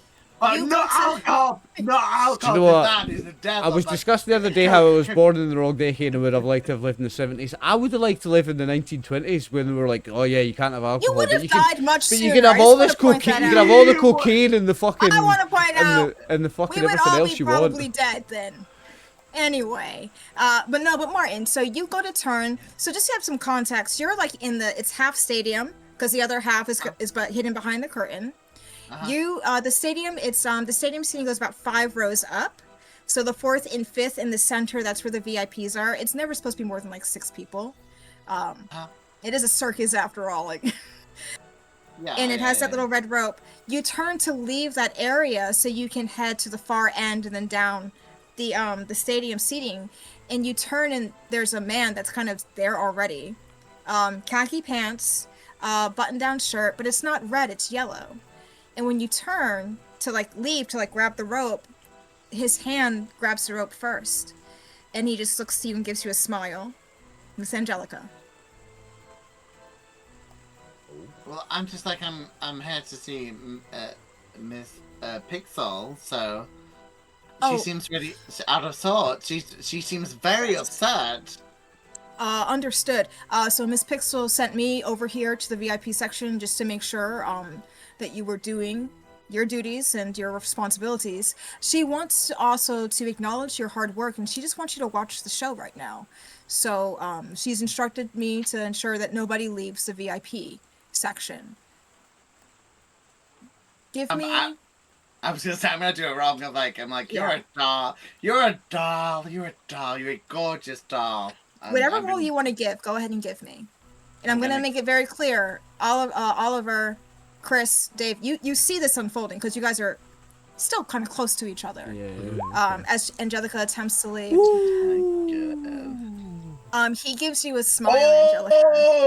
Do I just like he marries me like, bye babe, you used to go. No, you're gonna get free information with that critical success because what happens is you give him the very much of like a professional, warm, very warm, very like, hey man, we're on the same team. And as you're doing this, and you know, because almost no one on the crew can say no to you. You've been at the circus for a hot second. You can get away with murder. I'm gorgeous, and you literally could get away with murder. They would just be like, we made 12 burial sites. You pick the one that you like, and we'll put the body there. And as you're starting to go through your motions of like, hey, part of you immediately goes, who is this guy? You know every stagehand. You know everybody in the circus. Anytime somebody new is hired, they're actually brought before the entire circus to meet everyone. It's not just a matter of bringing people into the family. It's also something. It's safety. You know. Of course. Yeah, I love it. Yeah. This is a mixed group. There's children in this circus. There's women in this circus. There's older gentlemen. In this circus. It's a protection thing. You need to make sure the people you bring on aren't going to hurt the family. You're looking at him. You don't recognize him.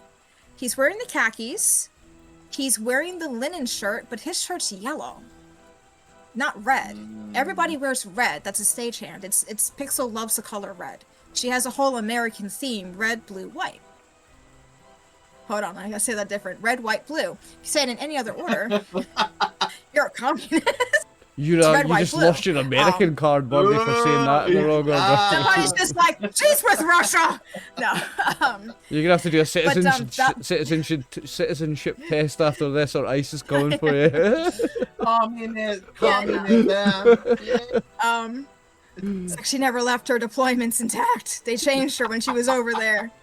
But it's a very calculated move on Pixel's part to have those American colors, right? To kind of begin to start shielding the circus from any scrutiny. It's post-war as well. It's like post the World War. Everyone's very patriotic. Yes. And this guy's wearing yellow, and you kind of realize as you are like, what? And your eye kind of drifts to maybe find somebody else to help you out. The other stagehand that you see all the way on the other side, his shirt's yellow, and you look up at this guy. And you look into his eyes, and because part of you is just like, he's not being charmed, and he should be. Who is this stranger? And as you look into his eyes, something hits you. No, I don't like how the music. I Here don't we go. like how the music's going down. I don't want this. I don't like it. The look in his eyes, it's very similar to the look in Mrs. Pixel's eyes. It's almost like that dead doll look. Like there's not a light behind them like there should be.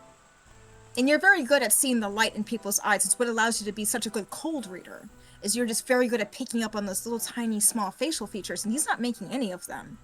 And even if he's not charmed, you've made a compelling argument to be let out. You're not a VIP. You work here.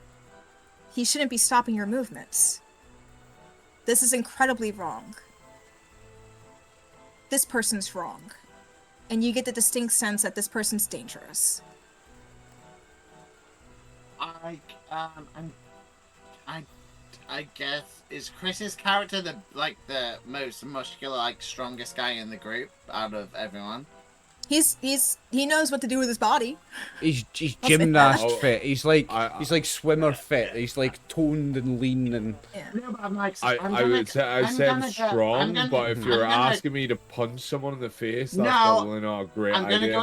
I'm gonna let everyone else do their own thing, but I'm gonna start to go over him because I'm a bit worried about the situation.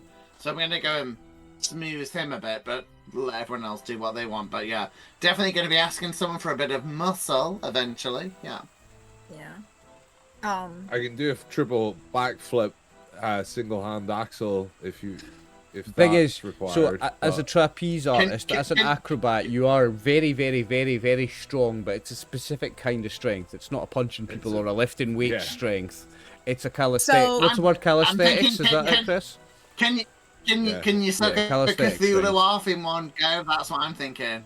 Can you do a So- Cthulhu? I could Cthulhu? probably pull a couple of Cthulhu's off, but So Chris, just so you have context, if Adam were to fight, it would more likely be a grapple than a punch. yeah.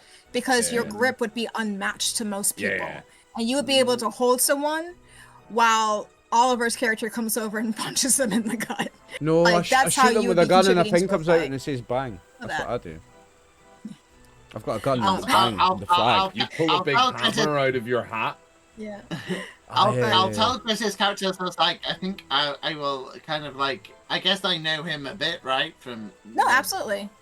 I'll Yeah. just say, I'll be like, Shag last week. I'll be like, I'll be like, psychically, I didn't realize.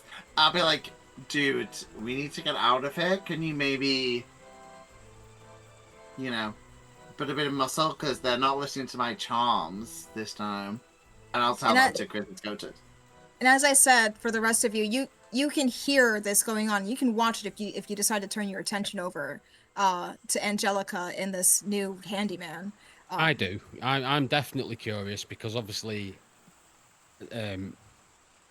at first it was all an act. It was all I don't believe what I'm seeing with the whole fortune telling and stuff. But now it's a little bit creepy. So I'm going to go over and mingle with Adam and Yeah. Angelica. Angelica. Yeah, Angelica. I'm going to go say, look. I can see there's something quite wrong here. I got a it- plan, guys. It doesn't look right to me, and I'm saying this as an outsider. So Okay. I'm kind of Chris, what's oblivious. your not plan? I'm not much of a fighter, but what I am good at is flying through the air and dodging people. You are. So, if one of you guys were to kick the end of the table by the door and it was to be shaped like a ramp, I'd be able to run up, do a double flip over the top of those guys, and run out the door. And that is your time to escape while they chase me, because I know there's a window at the hallway that I can fly out of, grab onto, and they won't know where I went. So Maurice turns to you and he's just like, you have to stop drinking during performance days. That's a great plan. What are Okay. you talking about, Maurice? That's a fucking. I need you to plan. focus up right now. Focus up. And Maurice is going to I loved turn it, to you, Chris. to this gentleman in the yellow shirt and just be like, you're new. Who are you? And the guy's just like, Mr. Mysterio. Oh, great, Mysterio. I'm Todd. And Maurice just like looks to the rest of you guys like, fuck is Todd? He's like, hi, Todd. You don't work with us. Can I give Todd a You hand? don't Just go stands here. there. Can I go? Yeah, he's like, you don't go here. I want to shake Todd's hand, but I've got one of those buzzer things on my hand. I want to prank him. No, Oh, yeah, he puts his hand out when you come over. There's a little bit of a buzz. He does not move, but he just, I snap a picture of Todd at this time as well. I'm just gonna yeah. quickly take a just for the papers. Who's looking at Todd when that happens? Oliver, you're looking dead at him. I'm looking right at him. Here we go. Here we go, indeed. Dave, you can't 19 see this because you're actually, I'm taking a picture. you're working the camera. You take that, and as he does that, Todd's eyes reflectively flash, like a cat.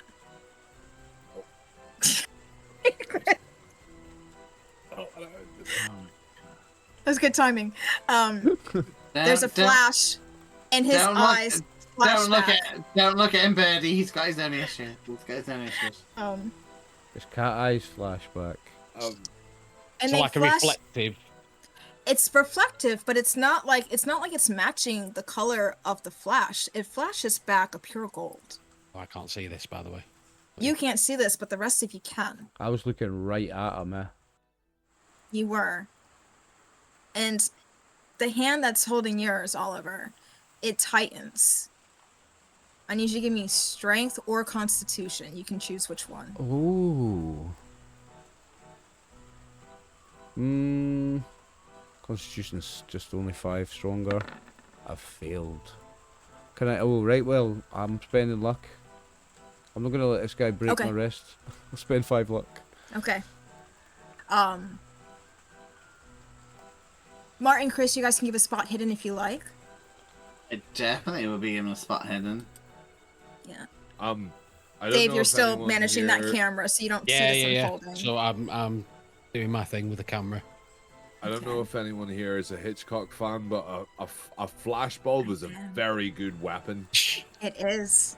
I'm a huge Back in the day. Watch the birdie. Now, Chris, you are standing behind Maurice, so you can't see. You can see what's happening, but you can't see this man holding your clown friend's hand. Martin, you can. You can see this person tighten their grip, and you hear a small pop. Oliver doesn't break, though. He doesn't back down. He holds it. But it very much looks like he was deliberately trying to hurt Hobo the Clown. And then Oliver, he lets go. My face goes really sad. And I back away from him. He mirrors the motion in a very uncanny way. And simply states, once again, Mrs. Pixel wants all of you to watch the show. And he gestures towards the stage.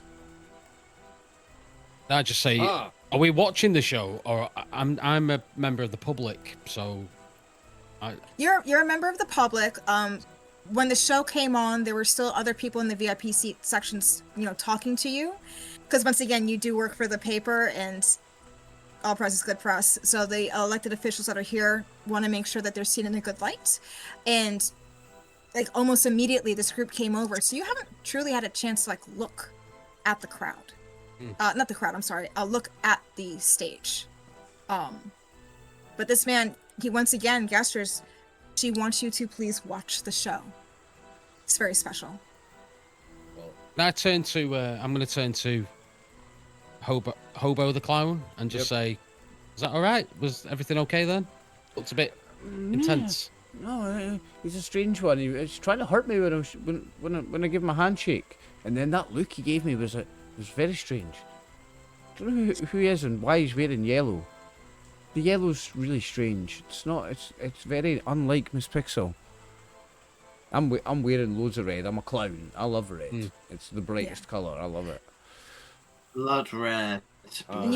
Oliver, when you say that, Maurice, as much as he can be an asshole, he's a very loyal asshole. He hears you say that and he turns. He's just like, and he walks right up to Todd and kind of pops him in the chest. What is your problem? We don't put hands on each other. And Todd just looks down at him. He's just, once again, not breaking, just, Mrs. Pixel would like for you to watch the show. And he's like, what's so fucking important about the show? And he looks over. And his gaze is now fixed, looking down, and he stops speaking. Angelica, to honor that crit that you had before with that charm, you feel Maurice's body almost go slack. You feel all of the emotion just immediately leave his body. And something's very, very wrong. You've seen people do something like that when he hypnotizes them. And with that, we're going to take a little break. Yay. Good job, babes. Awesome. That's getting intense now. I hope Maurice dies. I don't really like him. I don't like Maurice either. And we're back. So, Martin, Angelica notices this shift in Maurice's body language. Yep. And she's already feeling really, really uneasy about the whole evening so far. You have all of these gentlemen here with you. But Maurice kind of is your #1 protector. And, something is definitely wrong with him right now. What's Angelica thinking? Angelica's thinking just like maybe he drank a bit too much or smoked something you shouldn't have. So she's just like Maurice, like snap out of it. Like we need to be more spiritual, as she would say. She's just like my poor brother. I don't know why I'm going all southern, but she's like my poor Moving in and out brother. of it. She's like my poor brother. And she's just like are you okay? And this is a bit. She Yes. knows. She knows this is not like him, and she's trying to make a performance out of it, but to make sure that no one else notices. You know, just like, oh, my brother's always like with his sugars, with his sugars from the south, but just leave him alone with the sugars. I'm sorry for everyone. And she tries to get him to the You to can- the side. Go ahead and give me either a charm, a performance, whatever you think you would be utilizing to best sell this. I'm gonna see whatever I've got the best at, which I think is probably charm. Yeah, she's being charming. Oh, very nice. Okay. So, with that hard success, for the others, Chris, Oliver, Dave, you see Angelica is, it seems like, regardless of what's happening with Todd, you're not noticing that something strange is happening with Maurice, as Angelica is now just trying to, you think that she's just trying to get Maurice to back away from Todd. As you can see, he's getting a little bit more physical. But you're not seeing any dangers or threats because of how she's kind of downplaying the situation. But you're still seeing this go on. Does anybody want to do anything? I will. Okay. Yes, sir. I'm going to step in and try and interject myself into this conversation. Although I don't see immediate danger, obviously. I want to desensitize the situation. Yeah. You understand that rudeness can result in lethality if, calmer heads don't prevail. Yes. Who would you like? Are you addressing Todd, Maurice, the group? Odd. Oh, okay. Yep. And what would you like to tell him? Just to make sure Todd's the guy that is in yellow, yes? Todd's the guy that doesn't fit. He's a stagehand that doesn't belong here. Apparently works here now, but we've never met him before. I'm going to say to Todd, can I get a few words for the Gazette? Because you're not someone that I've met, and I've met all the Circus troupe. And I'd just like to find out what your role is, what it is you do here. Everyone else has been very forthcoming. Can I get a few words from you for the Gazette, please? He gives you that empty smile. No, you haven't. You've only met these people. You should watch the show, though. But these are the guys from the circus, and I've not seen you here until now. Because I'm a stagehand. Can I ask, is that your role? You're just a stagehand then? You're just a dog's body, generally. Mm-hmm. So Yep. how is it you seem to have authority?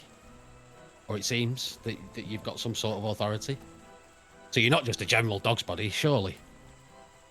Well, we all do what Miss Pixel says. So and you're... she looks over, she actually cuts you off, Dave, and she looks over to you, Oliver, and just says, she wants you to watch the show. And she looks to you, Chris. Who said that to me? She wants you to watch the show. Who said that to me? Sorry. Todd. Todd said that to me, right? Yeah, as Dave is trying to, clarify what's going on, he kind of cuts him off and it's like, hey, you need to watch the show. She wants me to watch the show? You as well, of course. Everyone. He gets it, and he gives Maurice a tap on the shoulder, who has not moved so far. I'm going to make a point of not watching this show. I'm a bit concerned. I'm going to look towards the show, but have my hands over my eyes and my ears and my thumbs in my ear. so I Okay. can't see it. Can I turn And I to? go, guys, am I like Maurice now, or am I like No, normal still? you're normal, Adam. You're normal. You're normal. Okay. Don't Can one of don't. you guys make sure that I'm not looking at it when I take my hands away, please? Can I shift my attention to Maurice? And Mhm. I want to say to Maurice, are we all good with it? Is this part of the show? Are we all to just sit down and watch the show? Is that what's happening? He doesn't answer you, but Todd does, and Todd says, "Yes, this is all part of the show. Sorry, You should Todd. sit down." Sorry, Todd. I was talking to Maurice. Am I okay He- to get a few words from Maurice? And Todd will he'll answer you. He's like, Maurice doesn't have anything to say, and he gives him another tap, and Maurice actually sits down, facing the stage, wordlessly. I tap Maurice on the Angelica shoulder. does not I make look any at- response to you. I look at Maurice and I'm like, I give him an expression like, why aren't you saying anything, Maurice? But I'm doing it clown-like a mime. I'm not speaking. I'm like, Yeah. I'm scribbling notes down as well at this point, taking stringent notes. What? Oliver, give me a power roll, please. Oh. Had before. oh no. Okay. So you're trying to, because you're also one, you don't want anything bad happening with your people, and but two, like part of your job is kind of keeping the peace, keeping it happy.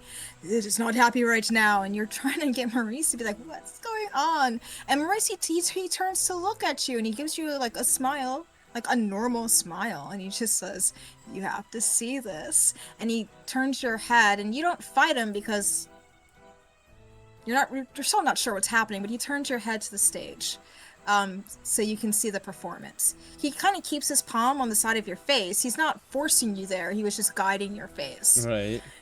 But as your face is turning, you're seeing the audience is completely still, fully enraptured right now with what's happening down, on the stage. And you look over, and you see the seven dancing, and it's just like, okay, they're dancers, they're twirling ribbons, and they're very beautiful. They're incredibly synchronized. They are so synchronized. It's almost as if it's one creature that's moving. And you work with multiple people at once. Now your guys' job is to look as chaotic as possible, but there's still a choreography there. So you can appreciate what's happening in front of you. The first thing that pops in your head is like, oh damn, these guys are really good. It's impressive. Followed by, choreography. oh, how are they so in sync? And then your mind is just like, whoa, it's perfect. Give me another power roll.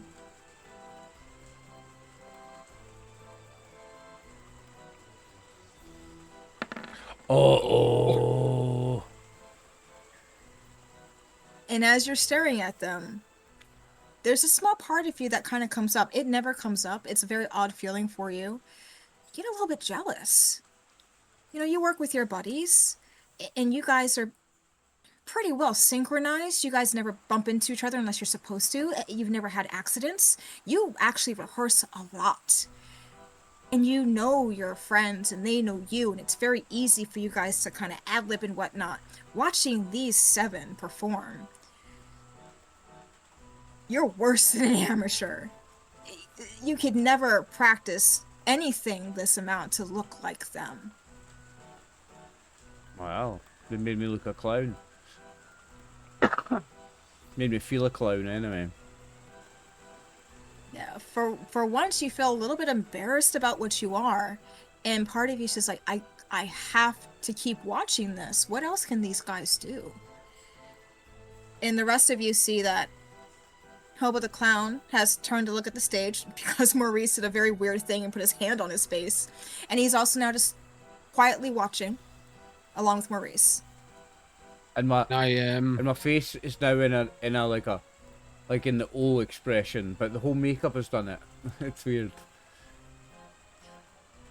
I'm gonna snap a picture of this just to grab it, but I'm gonna take a picture of Hobo the clown, and then dancers. Okay.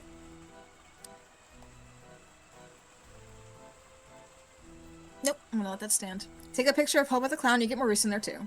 You go and you take a picture of the dancers. Now it does take, you have to like set everything up. You can't just snap it really fast. Yeah. So there's a little bit where you're like looking and getting the lines. And you take your picture. And you like look up because sometimes the flash can be a little bit distracting. Yeah. And the circus knew you were going to take pictures, so they told you don't worry about it. But you were never told about this group. And as you look and see, just to make sure everybody is okay, once again, the audience is so still. They're so focused on what's happening. It's very eerie. You've never seen stillness like this.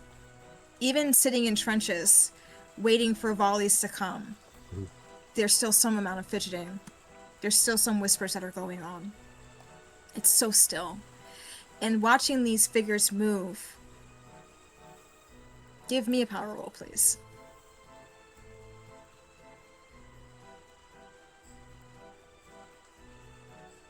The music is just perfect as well. What a beautiful touch. Oh, get it.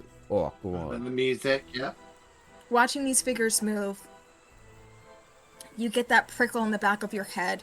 You've felt it before, never during a good time.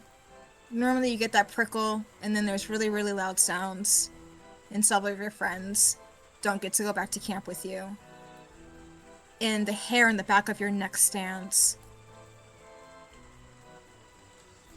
There were rumors of angels in the trenches. There were rumors of like werewolves, you know, moving through the forests of France and Germany. Lots of tales that either were meant for entertainment or people jumping at shadows. You never saw anything truly supernatural, just things that were truly horrific. Staring at this, all of those stories come back to you. About things that live deep in the woods, about things that come in and out of shadow. And as all of that comes back to you, part of you is now realizing these 7 figures moving with these lights fixed on them have no shadows. And when you have that realization, you almost take a step back as all 7 faces snap to you and hold your eyes. As their bodies continue to move, their faces locked on you, they pirouette, they twirl, they spin, but their faces stay locked on you. They don't twirl and spin with the body. Please give me a sanity roll. Sanity roll. Amazing. You watch their bodies move amazing. independent of their heads. Oh, that's fucking creepy. Yes, Larry. You lose no sanity. Larry's seen some shit. Larry's fresh out the trenches. He's I'd shake myself out of this. Do you continue to watch them, or do you avert your eyes? Oh God. I've got no choice at this point. You should I'm- avert your eyes. You're I'm not trapped. averting my eyes. I'm going to continue to watch because I'm fascinated. Because I shook myself out of it. I'm going to convince myself that that wasn't right. So So you keep to watch for confirmation, and you're seeing more and more things that are alarming you. There's no shadow to them. The way that they move in perfect synchronicity is unnatural. They're leaving no footprints. The stage, as I keep calling it, this is a traveling circus. They're not hauling around a wooden stage for them. It's just a dirt-packed floor. There's tons of little footprints on there from everybody else that came out. You're not seeing them leave any additional footprints. And as they continue to twirl, you'd notice that the body moves independent of the head. And for a second, you wonder, are they doing that on purpose to unnerve you? As they continue to look directly at you. I'm getting creeped out now. That is creepy. Very, very creepy. Got Bravo, some buddy. Evil Dead shit going on. Chris, you have your hands covering your face, testing some stuff out right now. Martin, do you kind of help make sure that he's not facing the stage when he takes his hands off, or you just like, whatever? I guess yeah, I'll be like, oh my lycra covered friend. I'll be like, are you okay? Do you want me to? I've got I can popcorn at this sense point. that I can sense that your eyes are not ready for this. I don't know why I went all on about it. I can sense that your eyes are not ready for this. Moving through it. Do you want a little bit of Arnie about? I don't know, what does he say? But I'm happy to cover it. I ask you to help me not face the stage, To turn him round. stage and the performance, because I don't want to look, because it's worked. Not covering my eyes has meant that I've not became Maurice. Because I don't want to be your brother. But have you forgotten how to turn wanna be round? your lover. Have you forgotten how to turn round is what I'm wondering. Do you not know how to like just do that with your body so that you're facing the other way? But if I do that and then I take my hands away and I look and somehow I end up looking at the stage, But do you know what I mean? And I'm supposed to be psychic, so maybe I'm like trying to be nice to him to, stop him seeing. That was my thing. Well, I've asked you to do it. You can fucking tell me whether or not you're gonna fucking do it. Are you gonna grab I'm him and turn him doing it! round or not? All right. I can't. I'm Angelica fucking kind of puts a hand on your transfixed. shoulder, makes sure that your face. So now, Chris, when you take your hands away, like Angelica's just like looking at you. You see that strange man Todd still standing on the other side of the little red velvet rope, but you can see out of the corner of your eye that your buddy Hobo the Clown is staring at the stage in a crouched position. He's not even sitting down. He's just kind of like goblin crouched right by Maurice. And Maurice is staring at the stage. And the gentleman with the camera, he's looking at the stage, but he is not transfixed like the clown and Maurice are.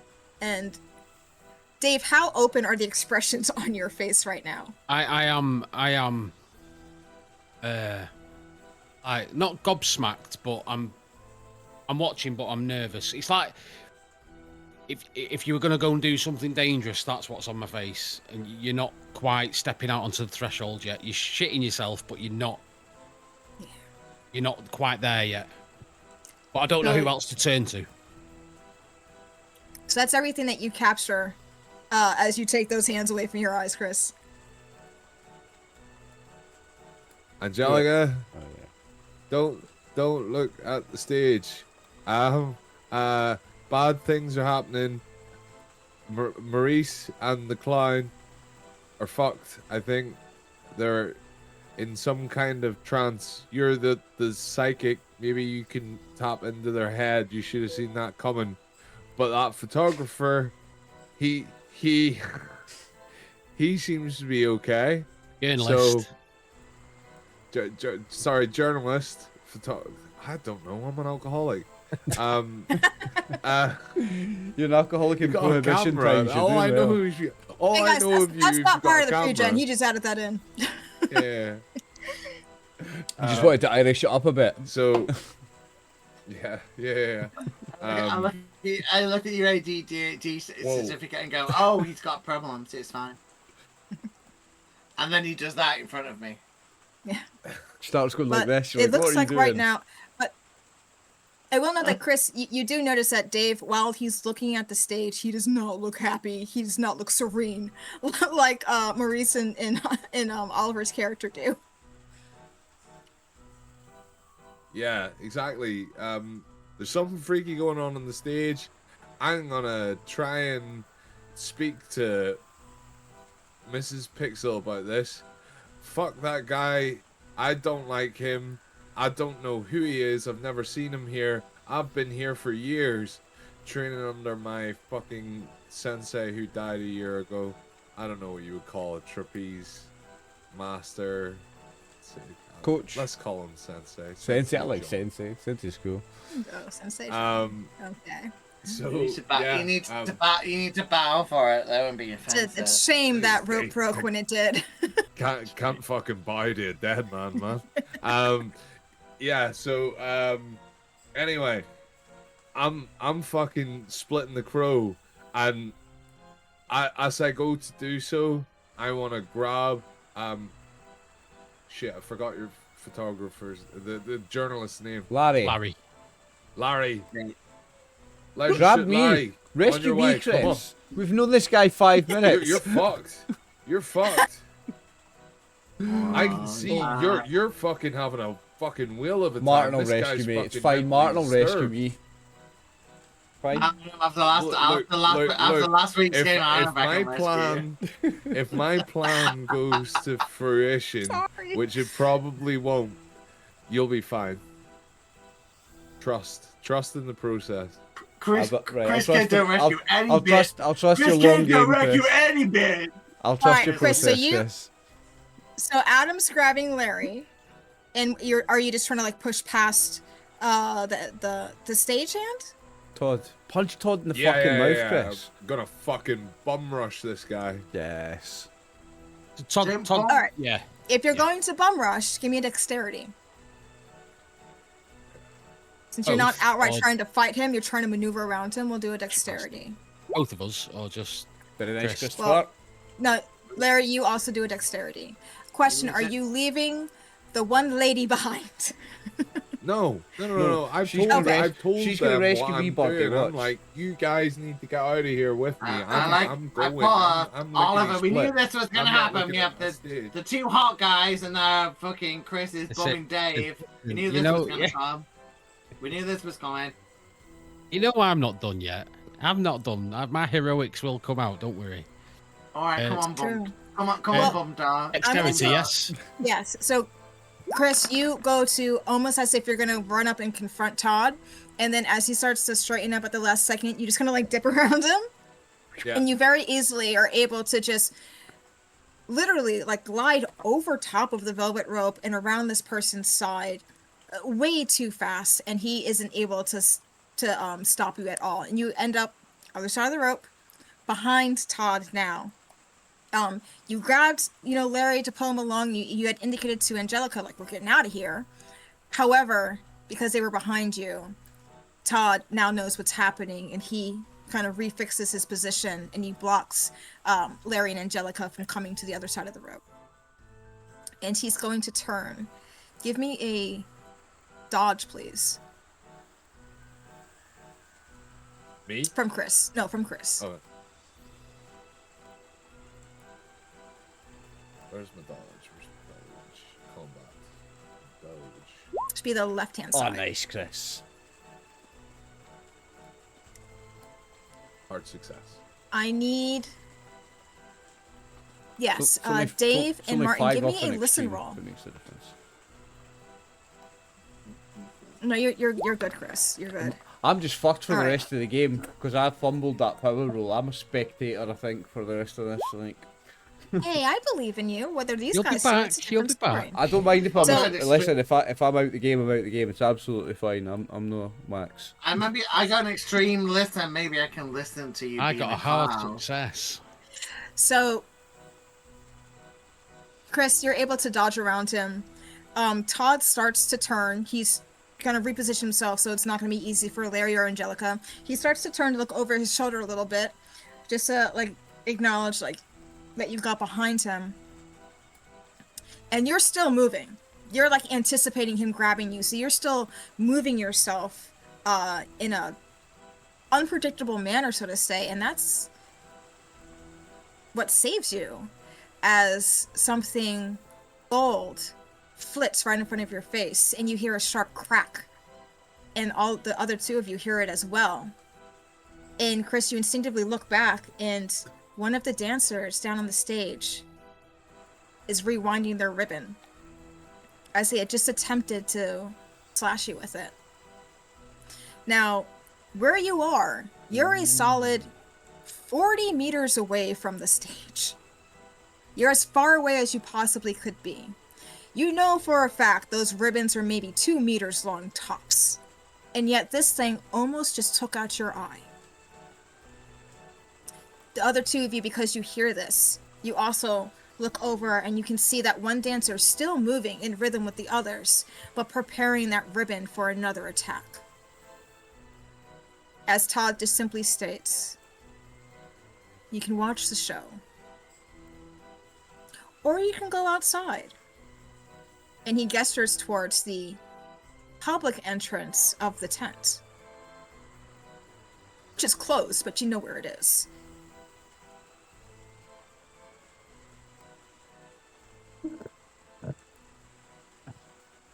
And he looks to you all as he says, now this new option of either watch the show or walk out the front. I'm gonna say speak up here and say, Todd, or whoever you are, because I don't believe you work for this circus.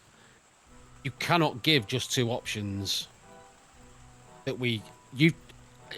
Everyone witnessed it, or everyone that's here witnessed it. There was nearly an assault with a weapon. So I think the smart thing to do would be to wait until one of us gets the sheriff of this town that we're in. Angelica, please give me a power roll. And Come on, Dave, as Angelica. you say that, Todd, he just responds to you, I'm not giving any options. I'm relaying the objectives for today. You'll either watch the show, or you go out the front. Whose objectives? Who? And when you say who, Angelica, with that power, your eyes are now noticing something. Your physical eyes and your non-physical eyes. You're a fantastic cold reader, rather. People think that like you're truly psychic. Sometimes you even think you're psychic. You get things so on the nose. And as Dave says, whose objectives? You're seeing something happen with Todd. His eyes, they're a little yellow. Ooh, they're a lot yellow. But not yellow, they're gold. As the whites of his eyes become fully gold. And you realize the person that gave those objectives, you're beginning to see them now. It's not Todd, but they're looking through Todd's eyes. And you know you can watch what's going on at the stage. That's one person's objective. If you go outside this circus, specifically the front, that's somebody else's objective. And whatever that somebody is doesn't feel human. You realize that there are two things happening right now, and your people have gotten caught in the middle. And this is an ultimatum that's being given to you. How would you like to die? Thanks. So I have to. I mean. Oh, shit, decisions, because there. Well, no, because my brother's not. Well, you guys don't know, but my brother's like my fake brother, so it's not even like a big thing. So But you love Hobo the Clown. Everybody loves clowns. We just saved you from the streets of Indiana. No. Okay, so basically, I'm gonna die, right? Like that's the crux. Like there's no other situation that's gonna happen. That's what you're getting when you hear him say that. That's what you understand. That's what he means. So you fully understand that this isn't about watching a show. This isn't about this guy being creepy. Whoever this person is, he's a puppet for something else. And this something else is just like, hey man, die that way or die that way. Well, my character doesn't know any of this, so I'm going to say, look, I'm on my way out now. I've seen enough. Listen, it's been an absolute pleasure to meet you, and the clown that's still out there. Eating popcorn. I think I've called it. I'm going to call it a night. I've had enough, so I'm going to head for the door. Okay. Me too. So do I have to roll anything to like kind of like, like I don't know, like I got a successful power roll, so I guess I know there's some power shit going on. But can I run? I want to run out of the carnival. That's what Angelica wants. She wants to go full on crazy and go fuck off. Well, I'm gonna. So both of you also had very, very good listens, and we're gonna go back to that. They're gonna be honored, because you had an extreme and a hard. So, you say that, and Todd doesn't smile. He just gives he almost now looks like a statue. He is just very blankly staring at you. Another man walks over, yellow shirt, undoes the red rope, He doesn't put his hands on you, Dave, but he stands in such a manner that he's like corralling you, ensuring you said out the front. You're So making he's me standing in- uncomfortable here. And yes, he's standing in such a manner to make sure that you go out the front and nowhere else. And he walks you down the steps. You are now very close to the dancers. And being even closer, it's worse because you realize you can't even hear them stepping. You don't hear their feet on the ground at all. You can hear the swish of the ribbons. And the guy behind you, give me a psychology if you like, or you can give me an intelligence, whichever of the two is okay for you. Angelica, this man has his arm out. He's not touching you, but it is behind your back, kind of like he's corralling you. I'm gonna give it psychology then as well. Okay. I spent some luck points on that. 25 of them.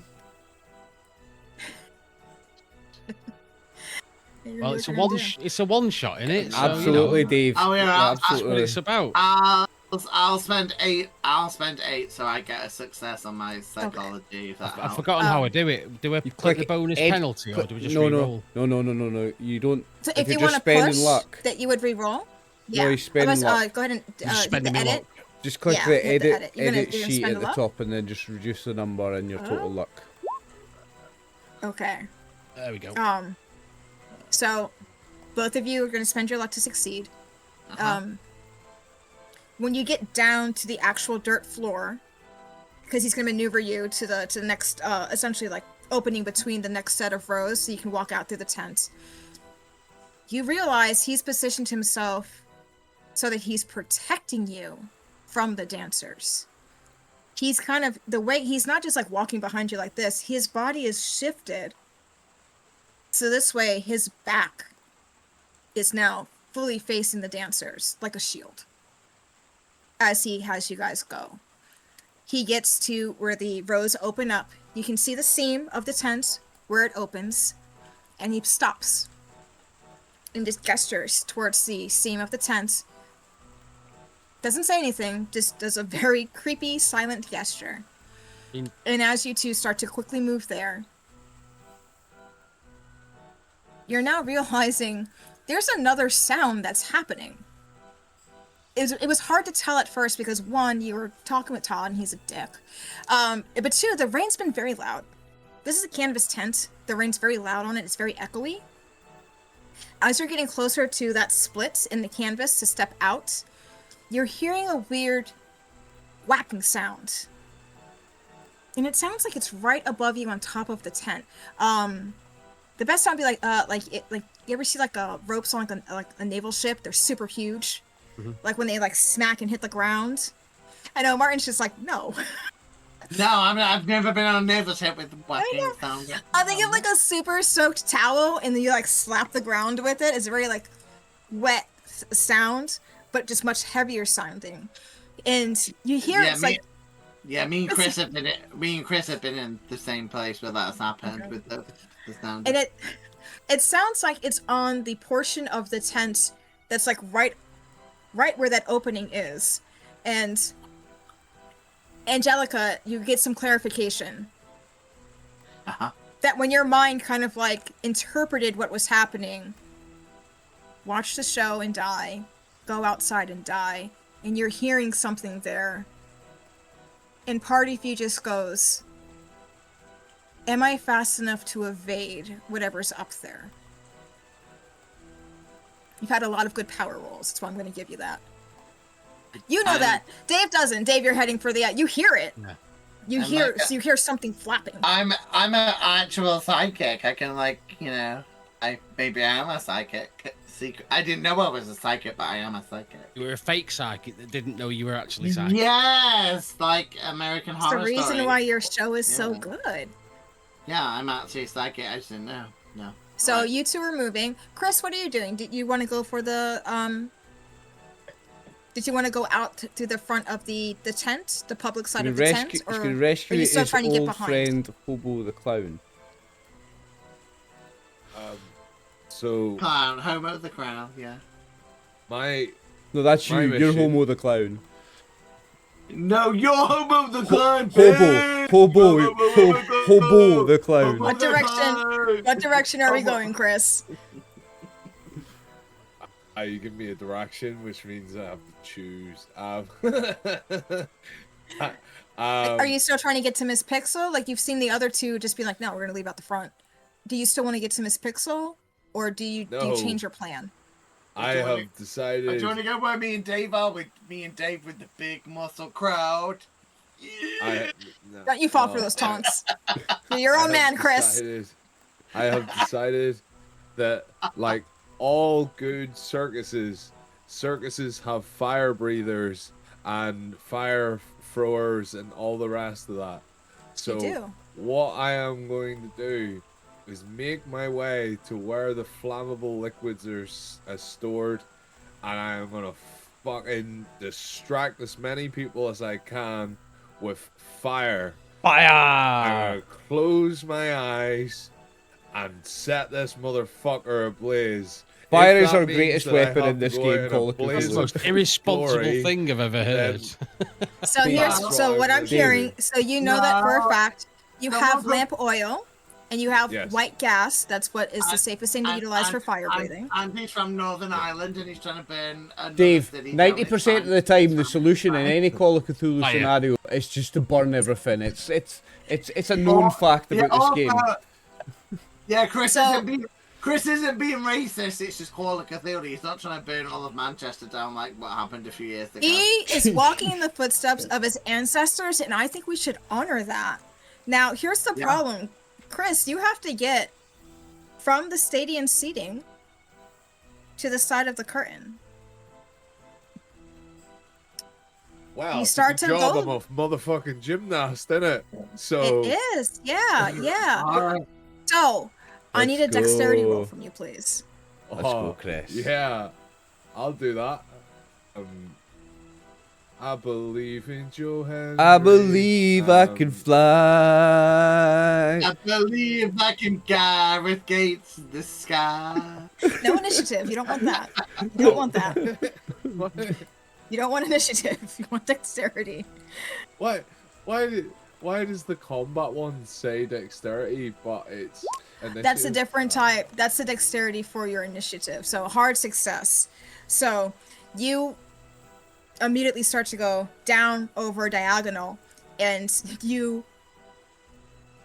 they tried to get you once, so you're kind of keeping a bit of a side eye, and it's a good thing as two more ribbons come at you, whipping right in front of you and right behind you, as the timing for them was off. You're going to continue. I need 3 more dexterities from you. Big lad, come on. Yeah, come on. Oh, you pissed off. Come on. Hard success. I told Oliver I was picking a very specific person for Chris today. Now that being said, David Martin, you can hear, like I'm gonna say that you can see out of your peripheral that I love it, Barney. Adam Flying Fox makes a bolt for it. You're new to the group, and you're already picking on Chris. It just shows how well you're settling in. Chris, that's 2 hard successes. Just give me one more. Just give me one more dex. As I would describe it, what's happening is I'm going through, you know, those old school, like, what's he call them? The seats, you know the seats that would be built up at a circus around the outside. Bleachers, like bleachers, stands. Stands. You know the bars and the bleachers. So he's like swinging through the bleachers and like kind of like Jackie Chan-esque gymnastics through. You know what I mean? Like. Almost like Drunken Master, hidden Armor of God sort of stuff. I love the visual Adam has in his head right now. In actuality, if you were to turn your head and see, he is very deftly and nimbly, essentially running over the crowd. Because the seats are packed. You could move in between them and be careful, but these creatures are trying to hurt you, so you just say F it and you just move. You don't lose your footing. You're able to walk, leap off of a shoulder, kick off of a thigh. You maintain your footing because you are a very, very good trapeze artist. I will say what you cannot see, because you're moving so quickly and you're so focused on getting to the edge of the curtain, is yes, the ribbons are missing you, but they're landing on the audience members. And if you were to see and look behind you, you would just see a trail of blood of all the audience members that got hit as these guys were trying to hit you. But you make it to the edge of the curtain and you're able to go behind, get to the back of the stage. Dave and Martin, you would have heard the snapping of the ribbons. So you hear the snapping of the ribbon, you hear whatever's happening above you, and you see the flying fox dip around the side of the curtain. What would you two like to do? I'm gonna follow. I'm gonna go after where the fox went. So you're gonna turn, and you're gonna run back the way you just came. Yep. So that other stagehand is there. You're much closer now to the side of the curtain. So it's not gonna be as hard for you. I need you just to give me either a strength or a dexterity to get past the stagehand. Go on, Chris. Martin, what are you doing as you see that this gentleman has suddenly changed Oh, that's his Dave. plans? Dave! I am persuasion or charming him, like, oh my god, don't do that, it's so bad, but at the same time I'm not going anywhere fucking near that shit. So I am gonna do I guess, what have I got? Persuasion or charm? Let me see what I've got. Who are you using that on? On Dave, I'm gonna be like, I'm just like, you're such a hero. I can't do it. Do it, my darling. I can't. You just. But at the same time, I'm just like, he's gonna die. So I'm going. But yeah, give me that roll. Give me that roll. Is that?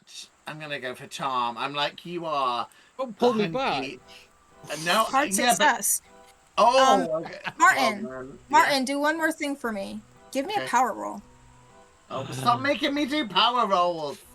You have the psychic. I know, but you make me keep doing it. I feel like I'm gonna. At least you're not like transfixed on these dancers and already dead like me, mate. I'm fucking goosed. Oh, you say that, right? You're in full defense mode right now, so you're not gonna drop your act. But I'm also like just like rescue my brother. Yes. You know, so brother. that happens, and Dave, you are just kind of like one shot, and you turn and you full on bum rush tackle this guy, knock him down, and as you hear Angelica say this, part of you is just like, oh dear God, I can't leave her behind, and instinctually. You immediately turn, run back, and he picks you up, Martin. He just scoops you. And he turns, and he goes to run. I need a hero. I need a Is that hero. a good thing? I think this might be a bad thing. And he's like, cradle holding you. As he runs, you can see the edge of the curtain. Because he turned back and ran back, the stagehand has a little bit of time to start to get up. So you rush past. Dave, give me one more dexterity roll.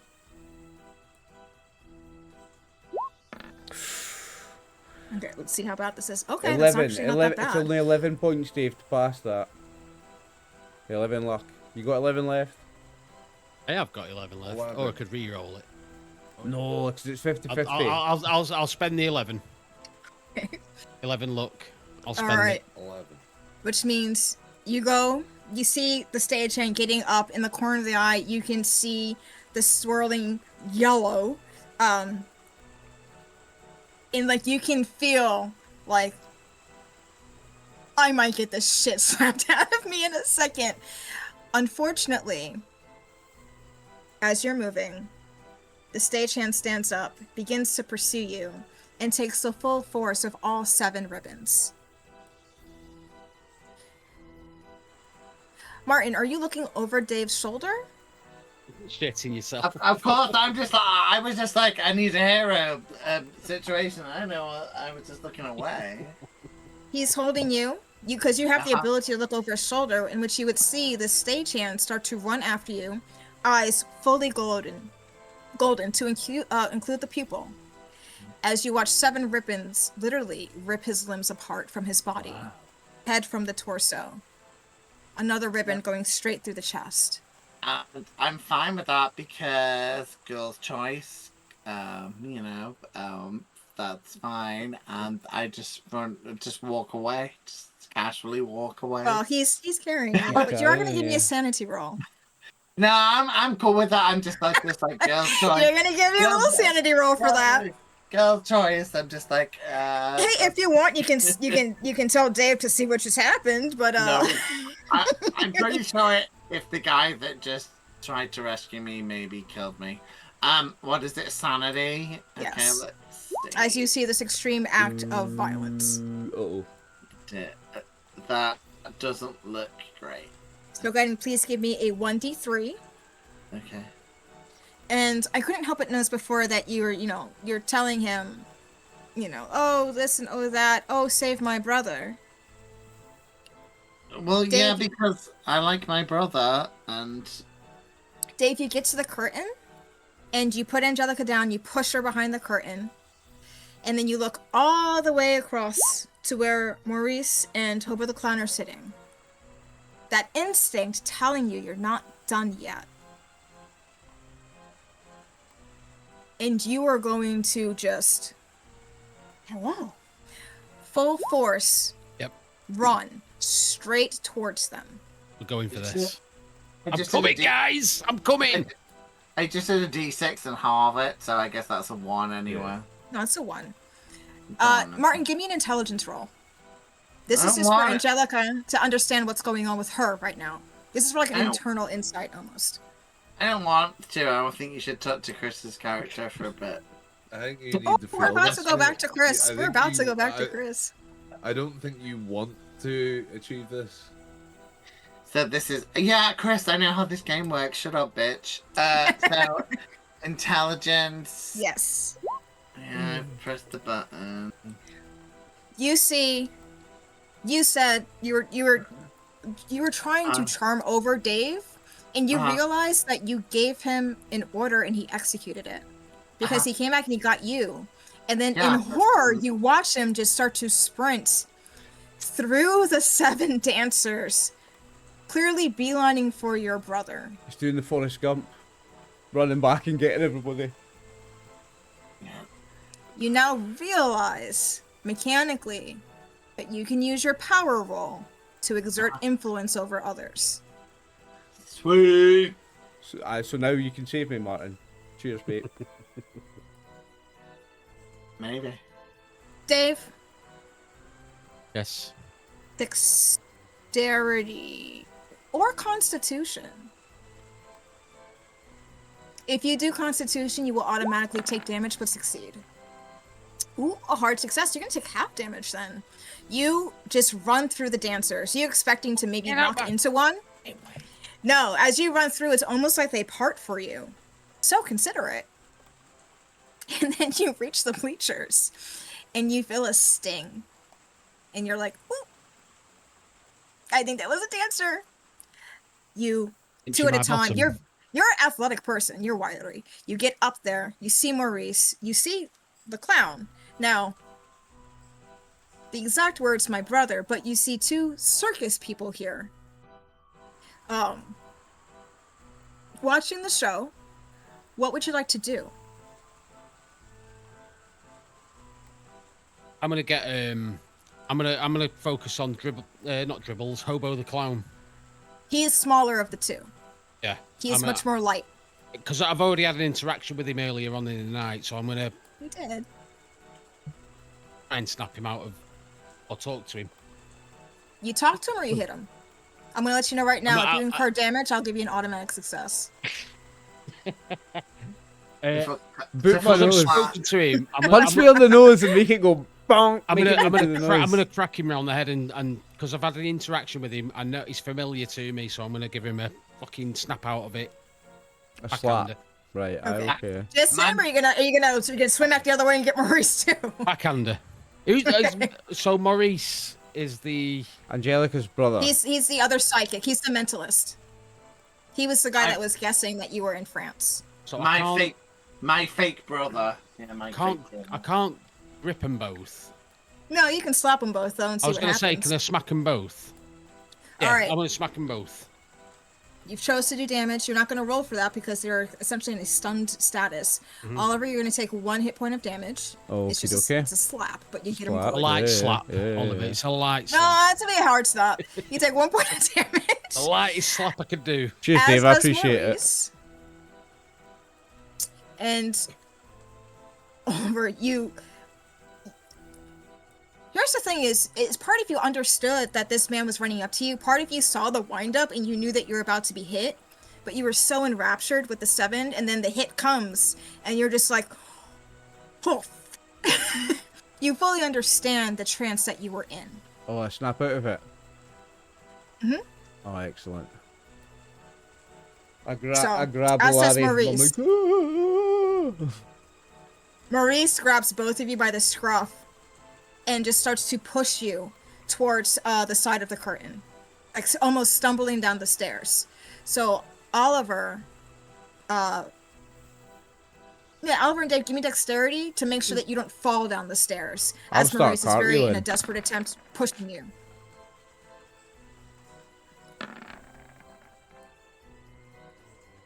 Yeah. So he Dave, he grabs you and he yanks hard, and you're a bit taken aback, and you stumble down a couple of steps. Oliver, you're a spry guy. Now, that being said, when you fall down on those steps, Dave, it's when you realize you weren't just hit once by those ribbons. As you start to feel other sharp blooms of pain on your back and the back of your leg. You're going to take off 4 points of damage. Oh, wow. Ooh.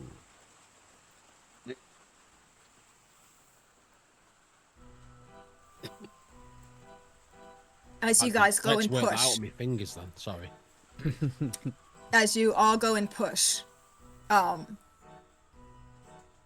as you're starting to get closer to the edge of the curtain, Maurice suddenly stops and turns. If any of you turn, you do not have to, but you would see that all 7 faces are looking directly at the 3 of you. And Maurice grabs you, Oliver. He's known you for years. You are true friends, despite how dickish he can be. He grabs you, and he pushes you away towards the curtain, and just says, "Tell Angelica, don't talk to him." And he full-on faces the 7 and walks towards them, as he indicates for you 2 to run behind the curtain. Yes, you 2 as well, Dave. Yeah, I'm running now. I grab them both and just start running. Come on, run, Angelica, don't talk to him. He whatever shoves your that hand means. off. He shoves your hand off. As you can see, one of the dancers is getting ready with the ribbon, and he just puts his hand up and he starts to go towards them. I'm going to say to all Hobo the Clout, I say, listen, whatever's going on, he's not with us anymore. We need to get the fuck out of here. Oh, yes. Don't beat your nose. Don't fucking none of that. We need to go. No, you're right. Angelica, come on, don't talk to him. Leave him, come. Oh, she's on the other side. She's on the other side backstage. Okay, He got her she's out. safe. Oh, sweet. Now, let's talk about backstage. Hey, Chris, can you give me a listen roll? Hey, let's listen. As you run backstage, you have a solid, 3 minutes on everybody right now. You've run backstage, and the first thing that you see, your heart drops. There's no one back here.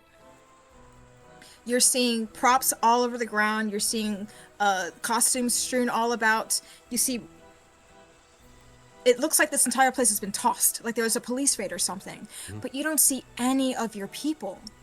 And as you're realizing that, you're making a beeline for where you know the petrol, the lamp oil, the white gas, you know where it's kept. You make a beeline for there. And as you see it, you know that you have to, it's kept in, what do you call that? Not milk crates, but it's kept in a ventilated steel box for transport purposes. As you go up there, it has a lock on it. You know the combination. You're trying to fiddle with it. Unfortunately, you don't hear someone come up behind you. You spend But, it? yeah, I spend a lot. Ooh. As you're fiddling with it, you hear a different type of metal. A little clink. That's not anything that you're doing. You stop. About 2 meters behind you is Miss Pixel. Her eyes fully gold. No pupils. No, I don't like this clink because I know what it is. It's a gun. Don't do it. So you know that Genevieve, before she became the owner of this and became Mrs. Pixel, was a very, very accomplished knife thrower. She never lost her skills. Yeah. As you see, her hands are not relaxed, but slightly turned in towards her sleeves, where you know she always has stilettos. You're gonna have one action you can do before she makes an action. What would you like to do? Is the stuff's right in front of me, but it's locked up, right? Yeah, you're just trying to undo the combination. Yes. All right, fuck it. Well, then I can't pick it up and throw it. It's heavy. Yeah. There's space behind it though. Yeah. So, hearing the clink of the recognizable and seeing like she's going for blades, I'm gonna flip over where I am and like use it as cover so that there's something in between us, and that'll do. Well, I suppose if it's one action, that's my action that I do. So yeah. Okay. So you successfully hear her come up behind you, and you know the sound of the stiletto in its holder, and you just leap right over the box. You're now on the other side, crouched. As you hear her simply state, Adam, why wouldn't you go watch the show? Do you understand the business opportunity that we have right now? Adam, you were never a good team player.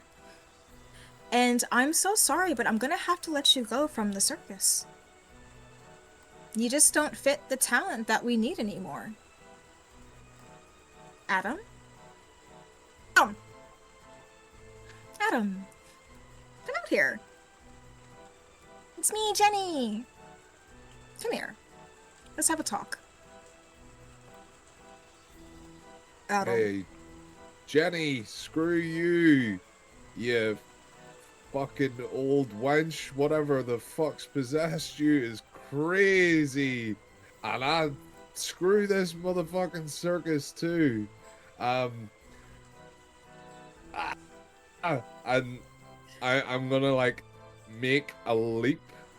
Oh wait, is she gonna approach or do something before I get to do something, or Right now, because she's talking, you can tell that she's not moving towards you. It sounds like she's stationary. okay? So I'm going to try and leap my way to another part of the room where there would be more advantage. Like I am not just like fucking moving. Whoa! Whoa! Where you going? I don't know where you are. I love On that. I your will face. say- On your bed? Are we jumping on your face, bitch? So Chris, just so you have some more context spatially of where you are, you're at the box. You know, 15 meters going off towards your side is the tent flap. The canvas is heavy, but you can still like lift it and crawl under if you really needed to get out. Like it's not a concrete wall. You could just like lift it and crawl under. But it is like a 15-meter dash. You can try and like move your way over there slowly. You can bound over there behind different items if you want. Yeah, I was imagining like a separate tented room that is like full of like different props. Like you've got there's props, there's magician's clothing racks, box yeah. with the slices. So like if I'm like behind the flamer fuel. I don't know what you would call it. I'm behind the ignition fuel. I'm gonna bind behind the magician's saw box, blade box thing that he separates his wife in, because Give me a that's the only dexterity, separation please. that we believe in the 1930s. Yeah, there's a lot of things behind her that you could kind of hop or dive behind. That's not a problem at all. Go ahead and give me a dexterity. The level of success determines how far you'll get. All right, normal success. You get about 5 meters. As you dive behind it, you hear as a blade sticks into the wood of the box. 1 stiletto. Go ahead and give me another dexterity as you're continuing to move. This is so tense. And I don't even know how much damage this is gonna do if it hits me. Oh, you get 25 luck. Oh, I've not been keeping track of your luck. Can I? No, 25. Can I push it by saying that my plimsoll got stuck on the stiletto, and I'm like, because of earlier when I like did the flip thing, I'm able to like maneuver it off, and that's how I'm going to succeed. Okay, go ahead and give me a push. Okay. You better succeed, Chris. Yes! You go. Come on. There's almost a small stumble, but you're called the Amazing Fox for a goddamn reason. You almost belly flop, hit the ground, but immediately recover, go into a roll, go into a combat roll. You hit the side of the tent, the canvas, and you start to pull it up. And as you go to pull it up, from the other side, a hand reaches in and grabs you all of a sudden. Now, Martin and Dave. Yes. You're on opposite ends, Yep. right? Angelica, when you come in the back, there's a lot of crap back here, but you can still see. So you see Chris fiddling with the box that you know all the fuel is in, and you watch as Pixel comes almost out of nowhere and starts to come up behind him. You're seeing him start to like go to get out of the tent. You're gonna be pretty far from them. You're gonna. This is a large tent. This tent's about 50 meters in diameter, so you're like a solid 30 meters away. Oh, my occult is shit. I'm like, I don't know shit. I'm Can't see Pixel's face. You're seeing like side profile, but you're Yeah. hearing her voice, and it's Now, Dave and Oliver. I'm gonna make a bit of a beeline to try and help because You guys get behind just in time to watch Chris make it to the side of the tent and start to pull it up. I'm gonna see what Dave does first, and then I'll make my move. Well, I'm just gonna see a fellow human being in trouble, and I'm now realizing that not that something dark or whatever has gone. I'm just seeing something fucking terrible that's happening. So I'm just gonna go and try and grab Adam away from the side of the tent.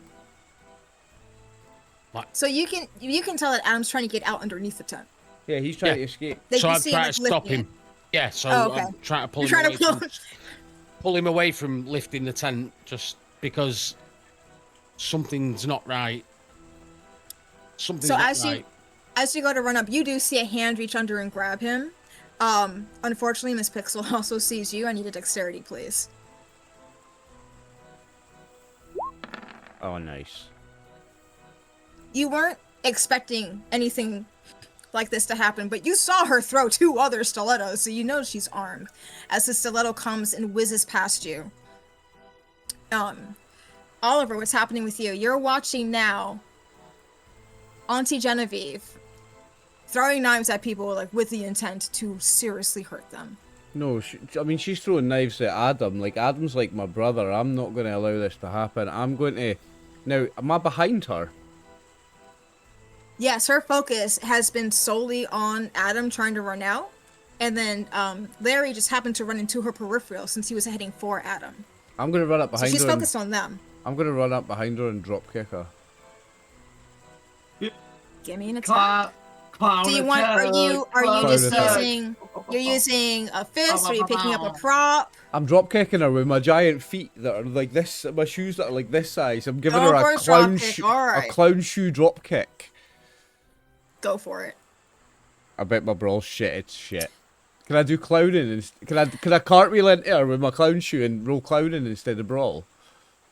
Yeah, Can I do a cartwheel and slap her with a big giant foot? With a big giant shoe. Yeah, if you were to do clowning, it would have to be an extreme to knock her out with a skill that is meant to be non-violent. Do it. I'm pretty sure I've got a better chance of doing that than I've got, like, well, no, I mean, I could succeed at a brawl better than I can get it. I'm still going to do it. I'm going to use clowning. I'm going to cartwheel, and as I flip over, it's to try and really slap her with a giant shoe. Just as it happens.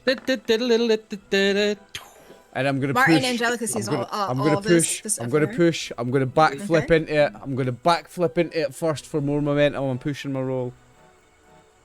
Okay. Oh fuck. Oh no. You go to start doing this backflip. Now you are wearing clown shoes, and unfortunately they squeak when you move. So you're hearing. And as you land.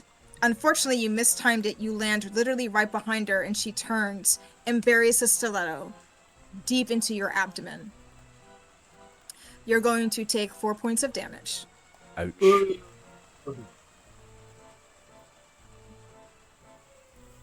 Angelica, you're seeing all of this happen. What would you like to do? I'm just like looking at all these boys being like fucking dicks, and I was kind of looking at Dave's character. I was just like, thinking maybe he'd be just like, I don't know, like, dragging him. Like, can you see the magical of Jesus? And I'm gonna try and drag Dave a little bit, but also I'm trying to run away. I want to be out of this tent. Like, I know. My fake brother's bullshit.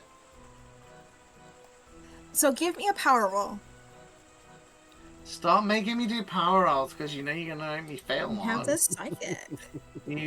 Well, something's gonna happen regardless if you fail or not. Something's going to happen. Yeah, but I'm a shit psychic. I'm more like just like, you know, Raven. No, psychic. you're just a little baby psychic.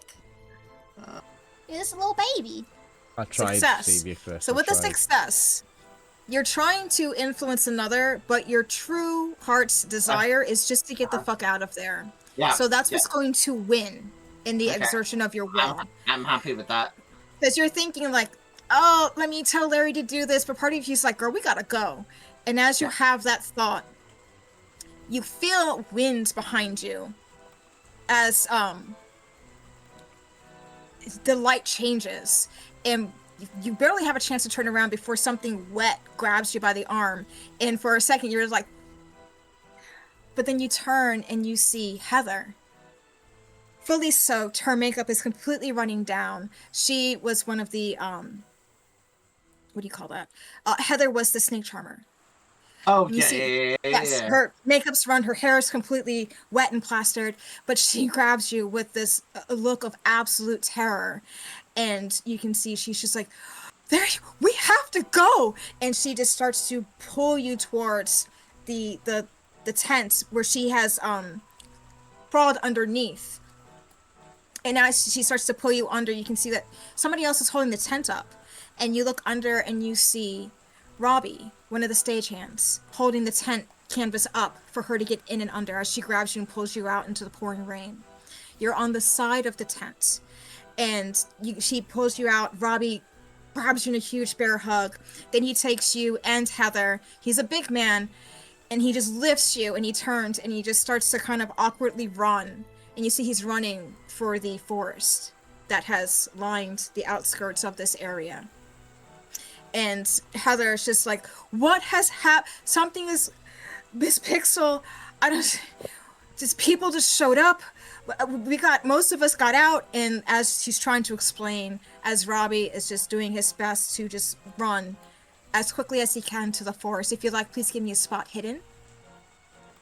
I also explained to him like that there was an Irish man and a northern man and a Scottish man who were like being attacked. And Heather's just like, she's delirious. Those countries would never sit down in a game together.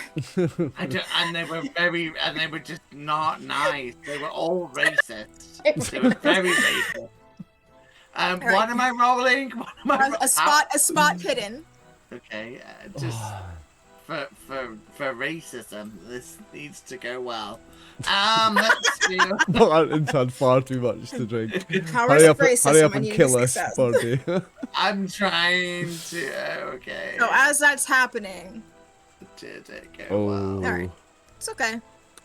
She You did just not see- know everyone's You just, erased. yeah. Every- There's every- water in your eyes. You're being bounced Oh around. no! Can I spend 3 luck to succeed? Right? I can spend Absolutely.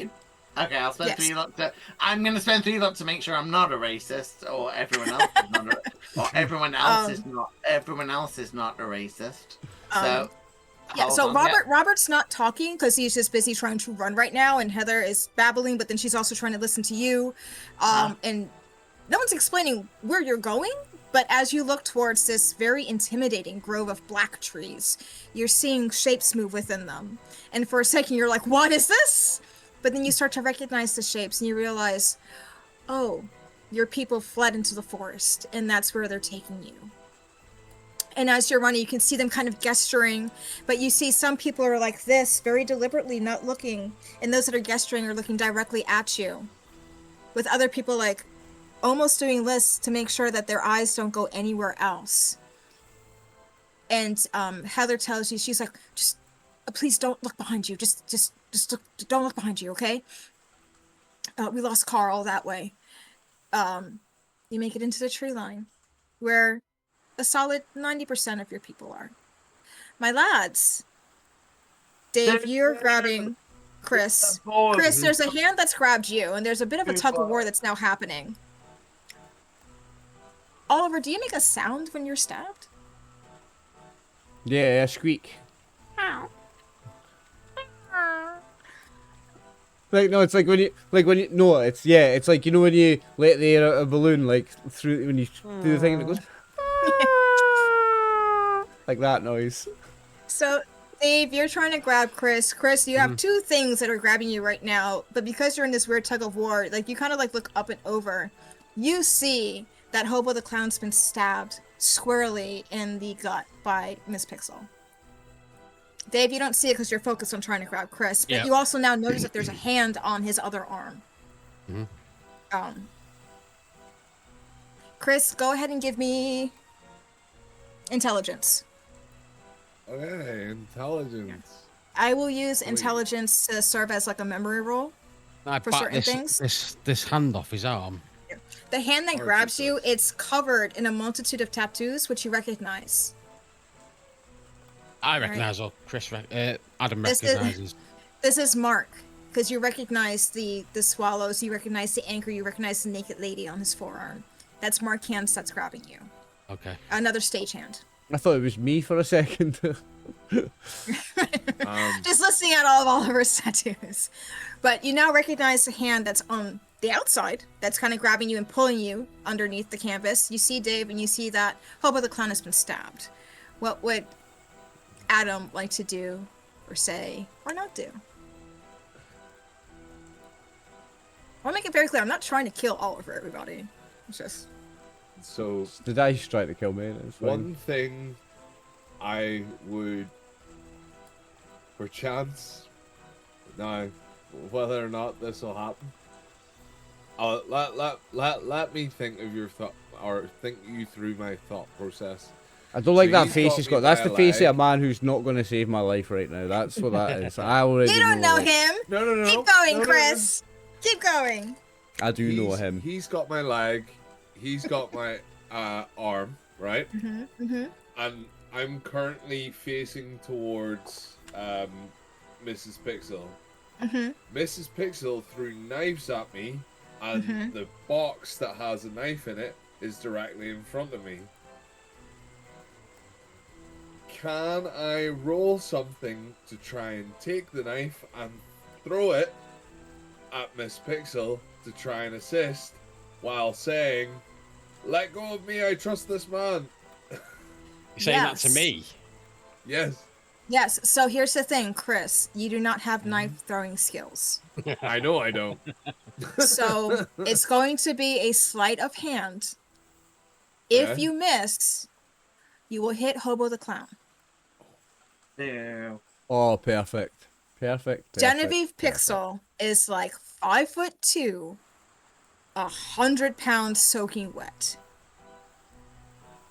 Hobo the Clown is a little bit bigger than her. She's not a full-on shield, so if you do miss, it will hit him. Oliver isn't much bigger than her. I'm gonna let go though. If that happens, I'll let go. Okay, so Dave, you let go. Yeah. Well, wait. I can- Don't I you can- let Dave- go. Don't you let go until I make this shot. All right. Either way, when I make this shot, you let go. No, you can't. You said that I trust this man, and that's when I let go. No. While He's saying don't throw him off balance. He's saying don't throw him off balance. Oh, I sorry, I okay. trust this man. Yeah. So I've got don't I've fucking got make my shot Yeah. even harder. I've got you. By Go ahead and- getting pulled under a curtain. Go ahead while and I'm trying to throw. give me that sleight of Um, hand. The minute that happens, I'm going. Come on, Chris. Yeah, you guys get non-committed from the channel when you kill one of the members. Now you can spend luck or you can push. Have you got enough luck? Otherwise, what need is you to that, roll me a 20? 1d4. That's 20. 24, mate. Or lot. I spent a lot. Oh, You have, like, I was thinking that's of a you. lot. She got That's a 24. lot. That's a lot. That's a lot. I do have 24. Oh, do it. You got the look of the Irish. Just fucking do it. Fuck Fucking it, yeah, it's a do one it. shot. It's a Fucking one do it. It's a shot. one Come shot, on. you There's fucking definitely bitch. not gonna. There's definitely not gonna be another luck roll at some point that's really gonna matter, is there? So- Definitely not. Don't pretend you're good at maths, Chris, and D&D. Do it. Hey Siri, 31 minus 24. 7. Oh. You didn't hear that, by the way, Birdie. I definitely don't have 7 luck. So yeah, I guess I it know, hits. check notes. Okay. You hit it. You see a thunk. Oliver, Hobo the Clown sees a small with Miss Pixel. You don't know what happened because you're just looking into her golden eyes right now, thinking what has happened to your friend. Adam the Flying Fox, it hits true. Dave, you see this knife bury itself in the back of this woman, just between the shoulder blades. Nice shot, Chris. Cost me Silently. 24 luck. Better be Silently, and I'm gonna honor that sacrifice. Oliver, you see Pixel just staring at you with a smile you've never seen her have before. Still smiling, just very slowly. Slump down to the ground. And only now do you see the knife sticking out of her back. And you look up and you see Adam being dragged underneath the tent to the outside. Dave, you look over now that Pixel's down on the ground. You can see a silver saddle sticking out of Hobo the Clown's abdomen. Mhm. What are you two doing now? Chris, are you allowing yourself to be dragged? Oh yeah. I trust this Yeah. guy because I recognize the Yeah, tattoos. You're being dragged out and you just hear him just go, "It's Adam! I've got Adam!" As more hands grab you and go to pull you up.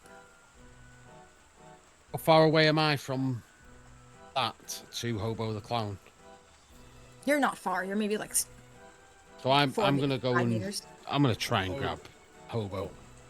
I'm gonna Yeah, go you over can it. get there. I'm gonna a couple of say, steps. You can grab him. how badly are you hurt? I'm gonna try and get you out of here. I'm gonna comfort you. Ah, Even though I fucking hate clowns, mate, I'm gonna comfort you. It's okay. I'm gonna try and get us out of here. And I'm gonna try and get him. You can absolutely do an assisted walk. So if you're going to assist him with walking, Yes. then Oliver, you won't incur more damage by moving under your own power. Then, I don't You think go I've, back. I don't think I've Yeah. took enough hit points damage that it's a problem, to be honest. I took 1 and then I took 4. It's less than half. I think I'm good. Okay. Okay. Well, the Like that. stiletto is still inside of you. Oh shit. I'm gonna. Can I pull it out? It's not a good idea. No, it's not a good idea. Is it? Let's plug in the. Yeah. If you pull it out, it'll be 2 more damage. No, I'll leave it in. I've got you. I've got you. Yeah. He's just ensuring that. So I mean- with him helping you, it's not going to hobble your speed. I squeak. I'm gonna start making a. Instead of groaning in pain, The he minute you squeaks start as doing a- clown stuff, mate, I'm gonna fucking drop you. Just stop with the He clown. doesn't. He We're doesn't. not a clown now. Yeah, no, he doesn't groan in pain. He goes. We are not a clown. We are survivors. Turn that nose The off. Well, because he's making these squeaking sounds, you can hear somebody go, "I hear hobo!" And the canvas lifts up even higher. As you go. see a face appear under, you see a man with a big beard. Save Oi! me, laddie, And he comes save and he me. helps to grab. He gets both of you out of there. They both. Dave, you don't really know these people, but you see Oh. individuals. You see men with red button-up shirts and khakis. They see you holding up their fellow, brother, and they grab you as well, and they all start to usher you towards the trees. So here's going to be my last question for everyone. You're all being rushed towards the trees. You can start to see figures moving within them, and you realize, this is where the rest of the circus went. Does anybody look back at the circus? Yes, I want to see do. what's Yes. going on. Yeah, I do. As a 100%. reporter, definitely. 100%. I fumbled when I Chris? was in trance with the power. I fumbled my power roll. It's still got a hold on me. I definitely look back. I've got all my power roll. Chris, So do you far. still look? No, I'm fucking lagging it. I'm Alright. yeah. Chris has absolutely no desire. I'm Adam is fully focused on making it to that tree line and nothing else. As the rest of you are running, you can hear the men encouragingly, "Come on, we're almost there. We're gonna get there. Let's go." As all of you, and it was once a point in time, like go to look behind you, and because everybody said yes except for Chris, I'm not gonna make him take off his headsets. Take You off see your your- headset, you fucking You see your beloved tent, Take it right? off, bitch! Take off your headset, bitch! Shabash. You go to turn to look at your beloved red and blue tents, and what you see is a fully gold tent.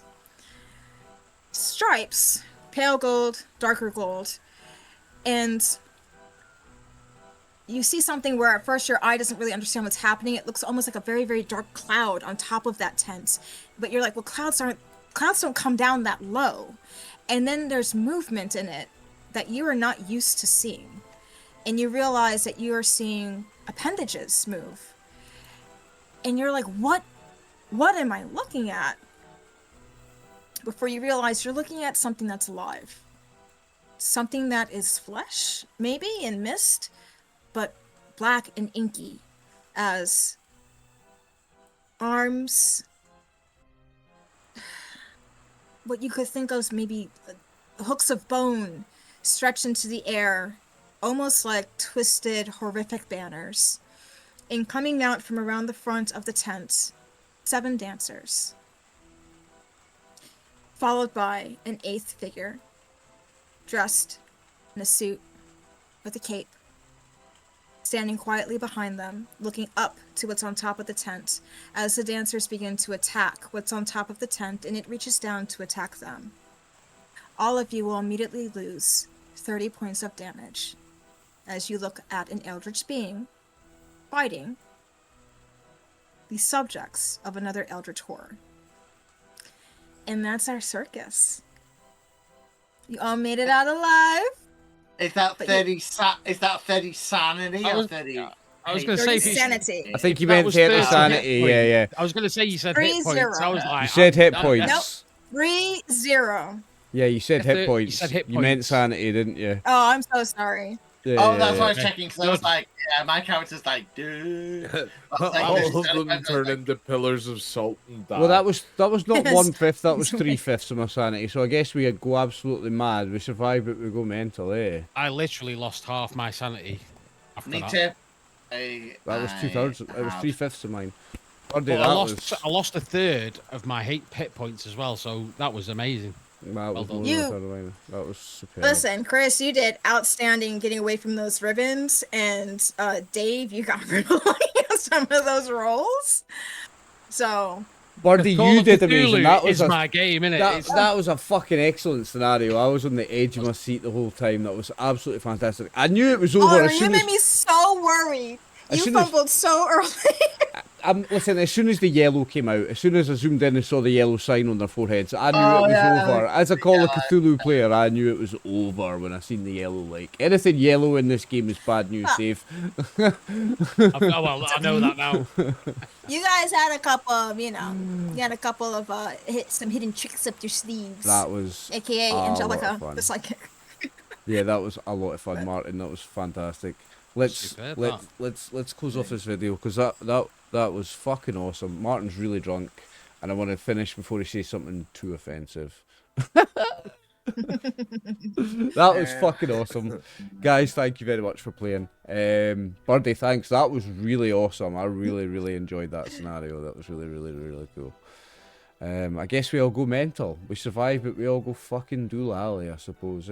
Except me, I didn't lose a single sanity point. You just went out doing backflips. Just backflipped off into the sunset. I love it. Well done, man. Well done. That fucking hip flask of whiskey that I had. The alcohol saved you. Deflected one of the stilettos. Right. Let's do the thing. I'll do the thing, and then Chris can do his thing. Thank you very much, Birdie, for an awesome scenario. I can't wait to do the next one. I'm hooked. Dave and Martin and Chris, thank you very much for playing, gentlemen. As always, it's a pleasure to play with you boys. We'll see most of you tomorrow. And to the viewers, thank you very much for watching. This was Miss Pixel's Circus for Call of Cthulhu. We are RxOliver and the gang. Good night. Night. God bless.